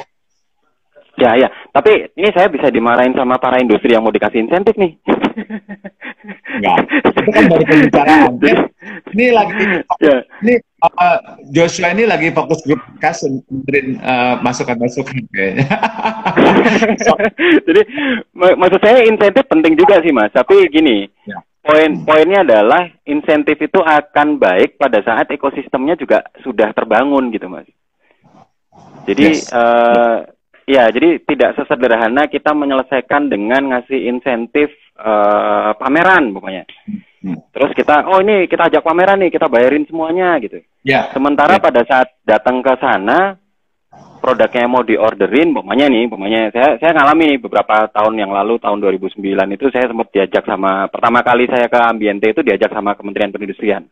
Kalau nggak salah tahun 2008 itu pertama kali saya ke Ambiente. Tapi pada saat itu saya paham sekali pada saat saya ngelihat teman-teman saya yang berangkat itu, kalau ini orang ini saya tahu kan, kenal gitu, saya nggak mau nyebut nama, tapi saya tahu nih. Dia ini diajak, kalau umpamanya sampai dapat orderan 1 kontainer aja pasti bingung nih orang ini. Tapi diajak gitu loh. Jadi ya sudah, saya juga mau apa karena mereka ya diajak sama pemerintah, jadi ya jalan gitu, kita jalan ke sana, jalan ke ambiente, dan itu juga di ambiente saya akhirnya juga paham karena ketemu sama beberapa customer kita di sana gitu, dia ngomong, Bram, kamu mau pameran di ambiente nggak bisa sekali, Bram, kamu harus 2 kali atau 3 kali, karena si buyer ini akan percaya pada saat kamu ada hadir di ambiente 3 kali ketiga. Kali pertama itu pasti orang cuma lihat, oh ini nyoba-nyoba nih gitu. Kali kedua dia datang, oh ini oke nih, udah mulai bagus nih, secara desain, secara produksi ini sudah konsisten nih. Nah, tahun ketiga itu biasanya buyer-buyer itu baru placing order, jadi dia baru yakin, oh iya nih, dia tahun ketiga ada di ambiente, si orang ini berarti perusahaan ini berarti reliable nih untuk kita pesenin order gitu, kita orderin gitu. Nah, sementara kan nggak mungkin kalau kita di pemerintah minta disponsori sampai 3 kali gitu, umpamanya. Wah itu bisa rame, itu bisa jadi temuan itu kan, umpamanya gitu. Nah, hal-hal ini kan menurut saya memang agak sulit. Saya tidak dalam posisi menyalahkan pemerintah karena saya juga paham itu nggak gampang gitu. Tapi daripada ke sana, makanya saya tadi ngomong daripada ke sana, coba aja kita cari nih ekosistemnya yang bisa mengenerate itu apa. Saya tidak harus mendiamkan kayak di Jogja ya. Ini juga salah juga karena di Jogja ini kita teman-teman industri kreatif jalan sendiri-sendiri. Bahkan mungkin kayak Pak Umar ini kan tinggal di desa di daerah Bantul gitu. Tetangganya di sini ini mungkin nggak tahu kalau Pak Umar ini pernah diundang ke Aichi Prefecture di Jepang pokoknya. Atau dia pernah diundang ke Seoul University untuk presentasi di satu acara besar gitu. Nah, karena ya kayak gini gitu, bayangin pokoknya dia, ya maaf nih, tak tunjukin nih sedikit nih. Jadi kayak gini pokoknya, studio semacam ini, tetangganya ya di Bantul gitu, yang di pinggiran kampung gitu. Nah, tapi kan nggak akan kebayang camatnya, lurahnya, bupati Bantulnya, atau bahkan mungkin ya sultan gitu ya nggak kebayang seorang Ali Umar bisa sampai diundang ke Aichi Prefecture di Jepang gitu, atau diundang sama Seoul University yang acara besar gitu. Nah, tapi ekosistemnya kita menjaga. Jadi seorang Ali Umar di sini punya kekuatan bersaing, boy, sama seniman yang lain. Yeah. Dia nggak mau nih dicamain dengan seniman yang lain, walaupun dia dengan keterbatasan dan sebagainya, tapi dia bisa sampai sana gitu. Nah, hal-hal ini dia lakukan sendiri loh, tidak disponsor, berangkat ke sana itu juga. Akhirnya dia ngomong bahwa di Indonesia tidak ada satu lembaga yang bisa mensponsori tiket dia ke sana, karena kan biasanya gitu tuh. Kalau diundang ke luar negeri biasanya mereka hanya ngasih fasilitas sampai sananya. Nah, kemarin saya akhirnya seorang Ali Umar dia bisa menego sama panitianya untuk sampai dikirimin tiketnya, karena dia bicara kalau di Indonesia tidak ada satu lembaga yang bisa ngasih dia tiket untuk berangkat gitu. Nah, hal-hal ini mungkin kayak itu. Jadi kayak umumnya ada satu lembaga yang bisa memberi tiket seorang Ali Umar pada saat diundang ke sana. Sesederhana itu sebenarnya. Sesederhana itu. Oke, bicara mengenai itu ekosistemnya harus kuat gitu ya, maksudnya ya.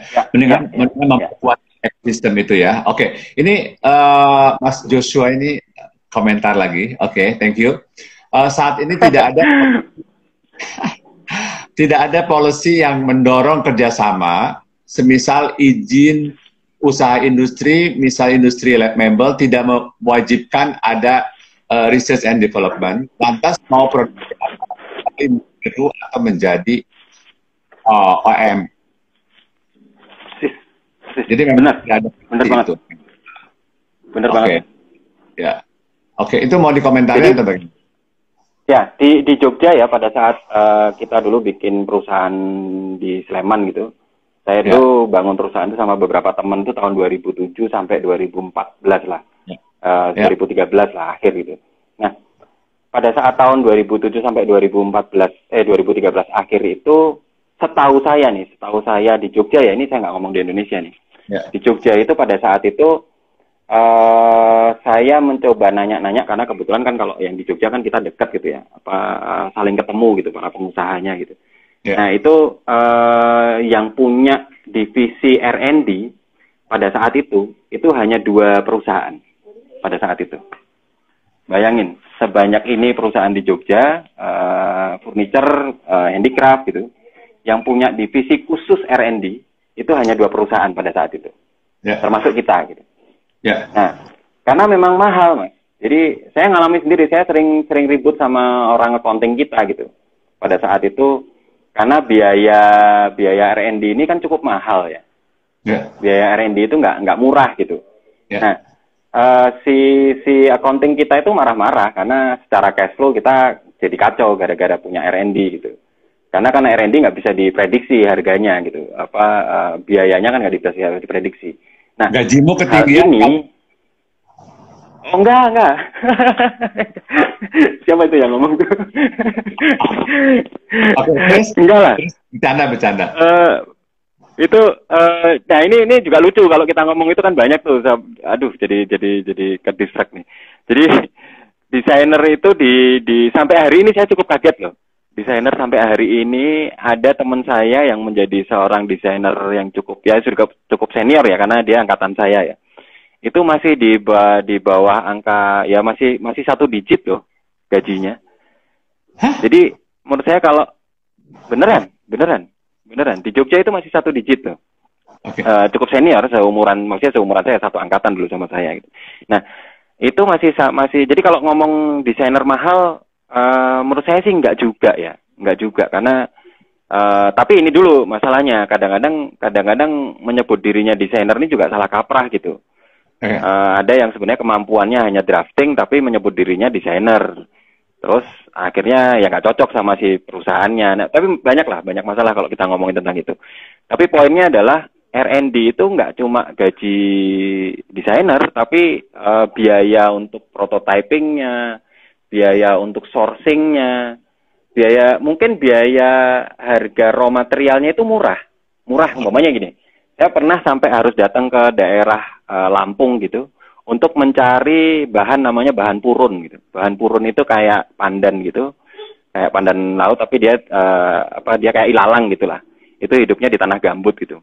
Nah, saya beli di sana murahnya minta ampun, lebih murah daripada pandan yang ada di Jogja gitu, yang ada di Jawa gitu. Tapi masalahnya kan untuk saya sampai datang ke Lampung, mengeluarkan biaya untuk saya paling nggak berangkat itu ya 2-3 orang gitu. Saya sama 2 tim saya, 1 purchasing, 1 orang produksi gitu. Pasti kan harus bertiga nih, datang ke sana bertiga, naik pesawatnya, tinggal di sana, muter-muternya. Nah, biaya-biaya itu kalau kita masukkan ke accounting perusahaan, pasti accountingnya marah-marah itu. Pasti ribut itu karena. Sorry, ini ada koreksi dari Mas Joshua ini. Biaya research and development itu investment cost, bukan operational. Persis. Ya. Persis. Yang mau saya omongin itu sebenarnya. Accountingnya harus di. Persis. Ya itu dia Mas. Itu dia. Tadi saya endingnya mau ngomong itu sebenarnya. Karena banyak perusahaan di Indonesia ini masih memasukkan biaya R&D itu di costing gitu. Jadi masih masuknya ke costing. Jadi pada saat nanti itu produknya jadi, bahkan nih saya sempat ribut sama orang accountingnya gara-gara memasukkan biaya-biaya R&D ke dalam harga pokok produksinya, masuk HPP-nya. Ya, jadi masuk variable cost-nya di harga pokok produksi. Nah, itu jadi tinggi banget. Ya, jadi si produk ini jadi tinggi banget. Nah, hal ini yang sebenarnya nggak pernah di mindsetnya para pengusaha kita. Saya nggak ngomong ya nyampe ya, tapi kadang-kadang nggak terpikir gitu. Bahwa R&D itu bukan cost tapi investment. Nah, cuma kan masalahnya kalau kita ngomong investment itu kan masalahnya kan kita harus bahwa sebuah investment itu harus reliable gitu, harus aman gitu. Kalau ngomong investment kan kita harus aman nih. Kalau kita punya tanah ya harus ada sertifikatnya, nggak mungkin diambil orang gitu kan. Nah, masalahnya pada saat kita ngomong, saya sering ngomong gitu ke teman-teman saya, tapi saya didebat juga sama teman-teman pengusaha. Oke Bram, lu bisa nih ngomong kalau itu masuk investment, tapi pada saat kita R&D, kita punya jaminan nggak kalau itu nggak diambil orang? Kita punya jaminan nggak kalau itu ternyata nggak digunakan orang lain? Nah, masalahnya juga sulit, karena pada saat saya cerita tadi tentang Purun tadi, yang cari Purun itu kan saya tuh, maksudnya tim kita gitu, perusahaan kita gitu. Ya. Nah, tapi pada saat Purun itu mulai booming, mulai banyak dilirik sama buyer kita, nah perusahaan-perusahaan di Jogja ya tinggal nanya-nanya aja kan, gampang nanyanya. Pokoknya ada salah satu tukang kita ini, dia juga pernah bekerja di perusahaan, salah satu perusahaan yang kompetitor kita gitu. Nah, si orang perusahaan kompetitor kita itu tinggal nanya tukang kita, Mas, si Bram kemarin dapat Purun dari mana ya?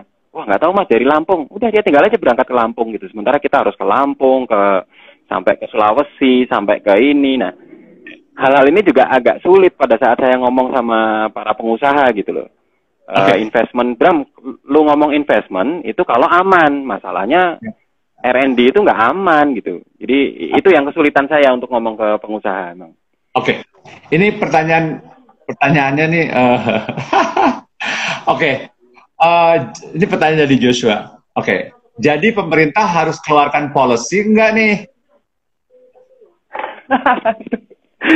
Aduh, itu.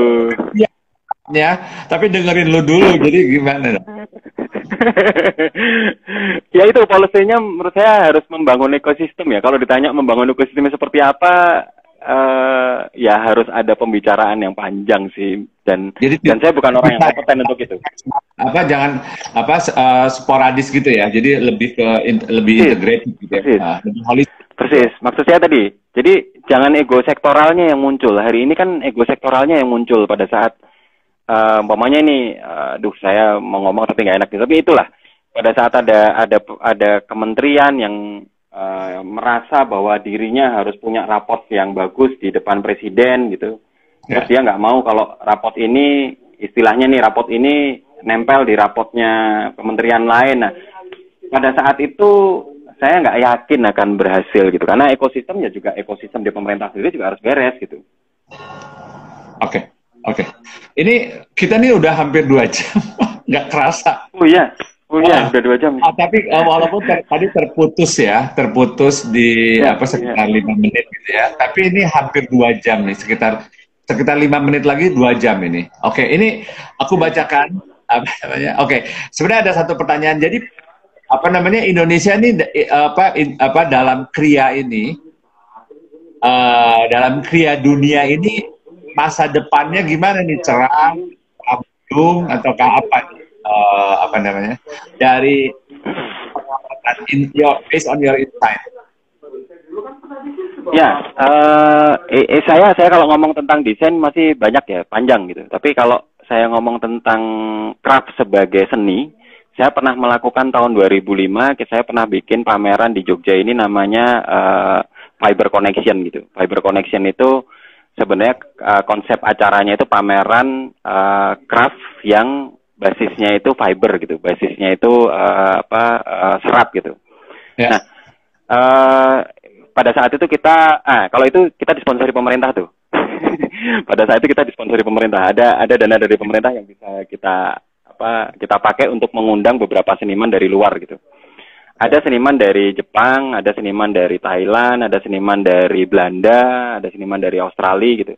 Yeah. Nah, beberapa seniman itu pada saat saya undang ke Jogja gitu, terus karya-karya mereka kan kita pilih karena memang kita tahu karya-karya mereka gitu, konteksnya karya mereka itu kemana, makanya kita pilih gitu, dan kita undang gitu. Nah, pada saat mereka termasuk orang-orang yang mumpuni di negaranya masing-masing gitu. Sorry. Ini 20 detik lagi. Oke, sebentar lagi putus. Oke, kita mau lanjut nggak? Karena belum selesai. Mau lanjut nggak? Kalau lanjut, ya kita terserah. Teruskan ya. Oke, teruskan. Mungkin sekitar 10 menit lah lanjutnya ya nanti ya. Jangan sampai sejam lagi. Oke. Sebentar lagi teman-teman stay tune. Sebentar lagi kita akan. Oke, teman-teman, terima kasih udah nungguin, udah stay tune di sini. Oke, tadi ada Mang Mul yang belum pertanyaannya belum dijawab. Oke, nanti kita akan tanyakan ke Mas Bram. Kita masih ngobrol-ngobrol dengan Mas Bram. Ini Mas Bramnya udah datang. Oke, saya cek apa belum. Oke, Mas Bramnya belum datang. Oke, udah datang sekarang. Oke, ngobrol-ngobrol dengan Mas Bram mengenai Kria Indonesia, prospek Kria Indonesia. Ini pada kita di ujung pembicaraan mengenai prospek Kria Indonesia. Tapi sebelum menjawab pertanyaan itu tadi yang pertanyaannya mendung atau cerah ya segala macam. Oke, ini ada pertanyaan dari Mang Mul tadi ya. Mang Mul tanya mengenai perspektifnya Mas Bram mengenai high craft. Oke. Boleh silakan dijawab langsung. Oke, teman-teman, Mang Mul ini adalah seniman levelnya internasional, udah pameran di mana-mana dengan karyanya yang sangat amat unik. Ya. Oke, jadi mengajukan pertanyaan ke Mas Bram, silakan dijawab.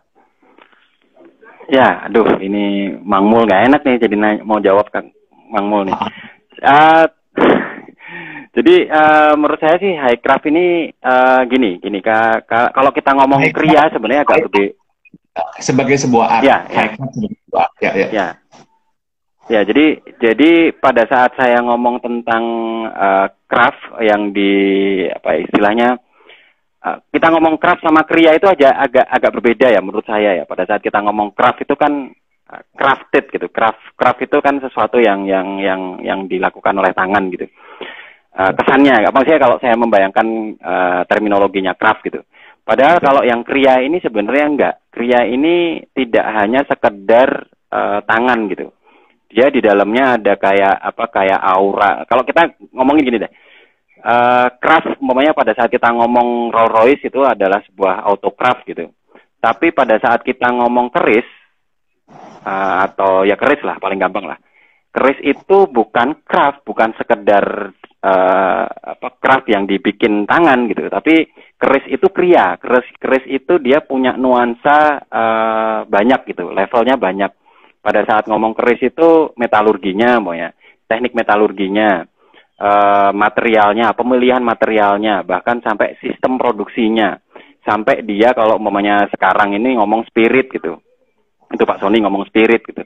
Terus ngomong kalau sekarang umpamanya jadi agak diseleweng-selewengkan nih. Kalau sekarang diseleweng-selewengkan di dalamnya ada kekuatannya, ada mistiknya umpamanya. Nah, menurut saya Kria itu harus ke sana gitu.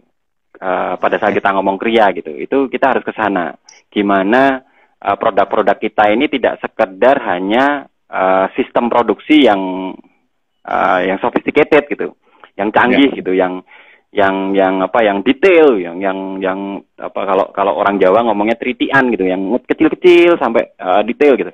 Bukan hanya sekedar itu, tapi pada saat si Kria ini punya, umpamanya dia punya aura spirit tadi ya. Tadi saya ngomong spirit, terus tadi saya ngomong gurganya Toba.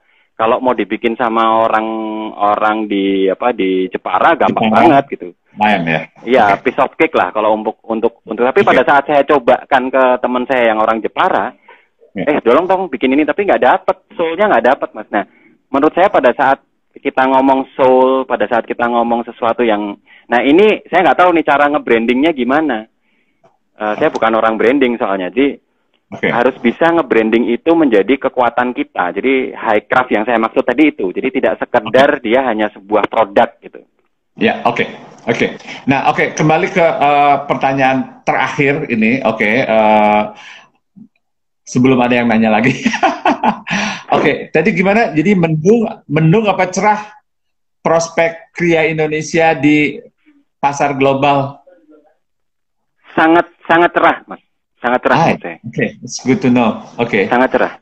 Kenapa? Apalagi dengan kondisi corona ini ya. Kondisi corona ini menurut saya semua orang di dunia disadarkan untuk untuk tidak membeli produk semaunya gitu.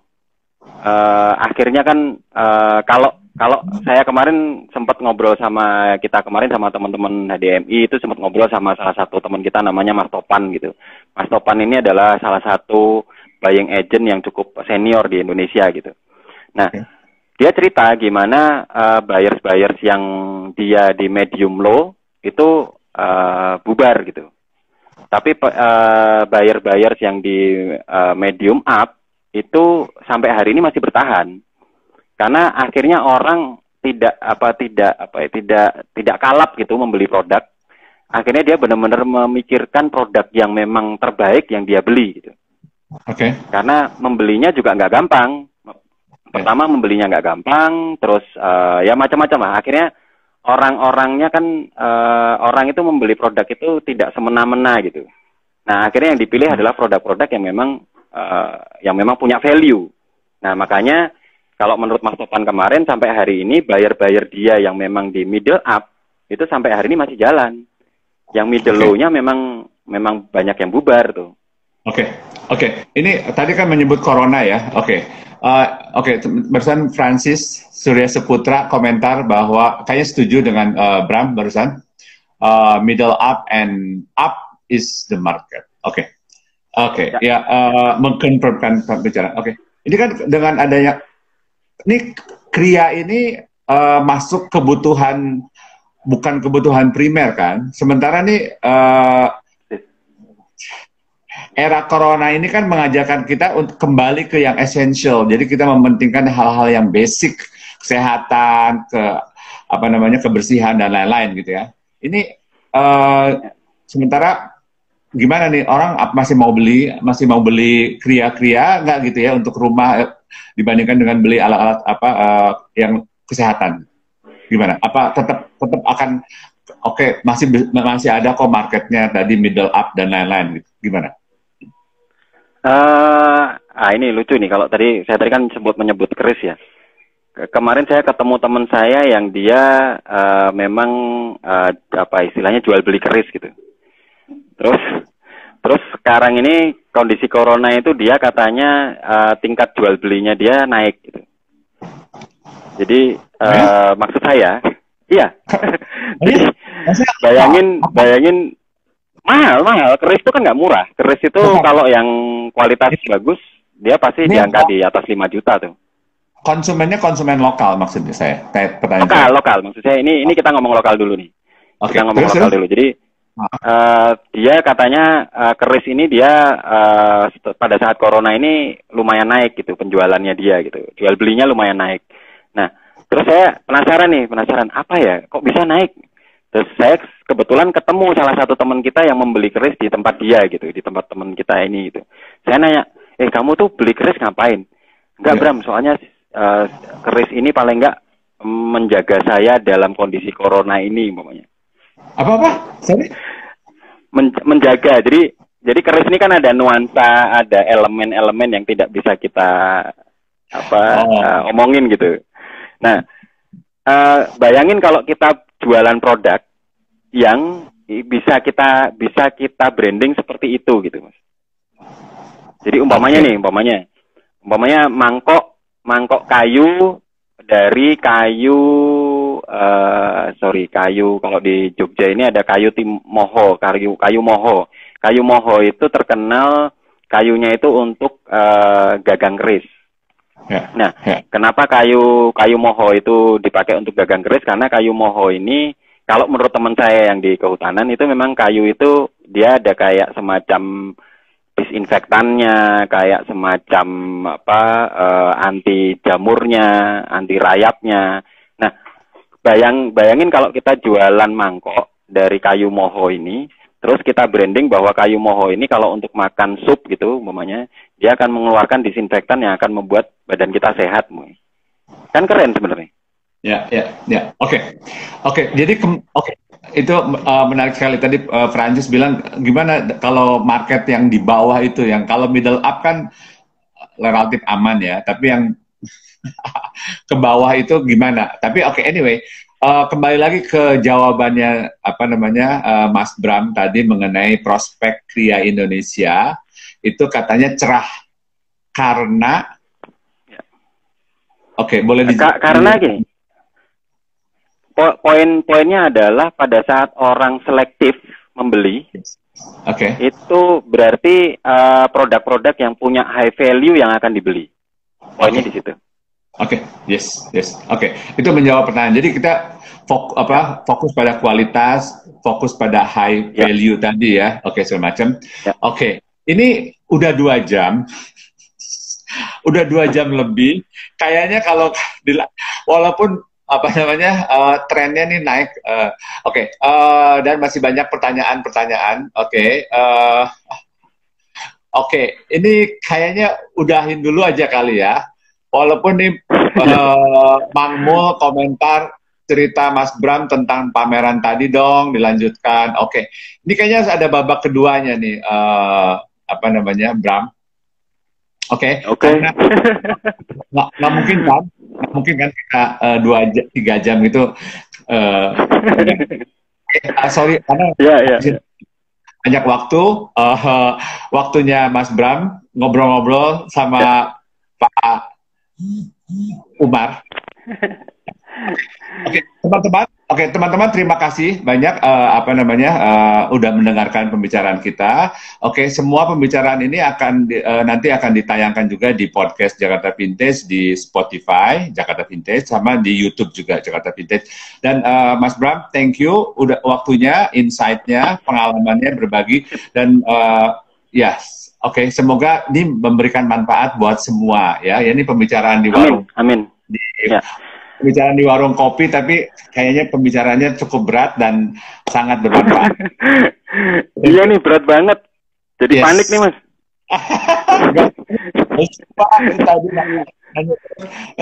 Diambil itunya apa? Keputusannya dia. Oke, thank you Joshua, thank you Pak Sony, thank you Francis, thank you semuanya, Mas Jos, Mbak Lea, Mbak Diana, Nasir, Pak Sony, semuanya. Oke, bye bye. Selamat malam. Thank you. Buat yuk, Omar.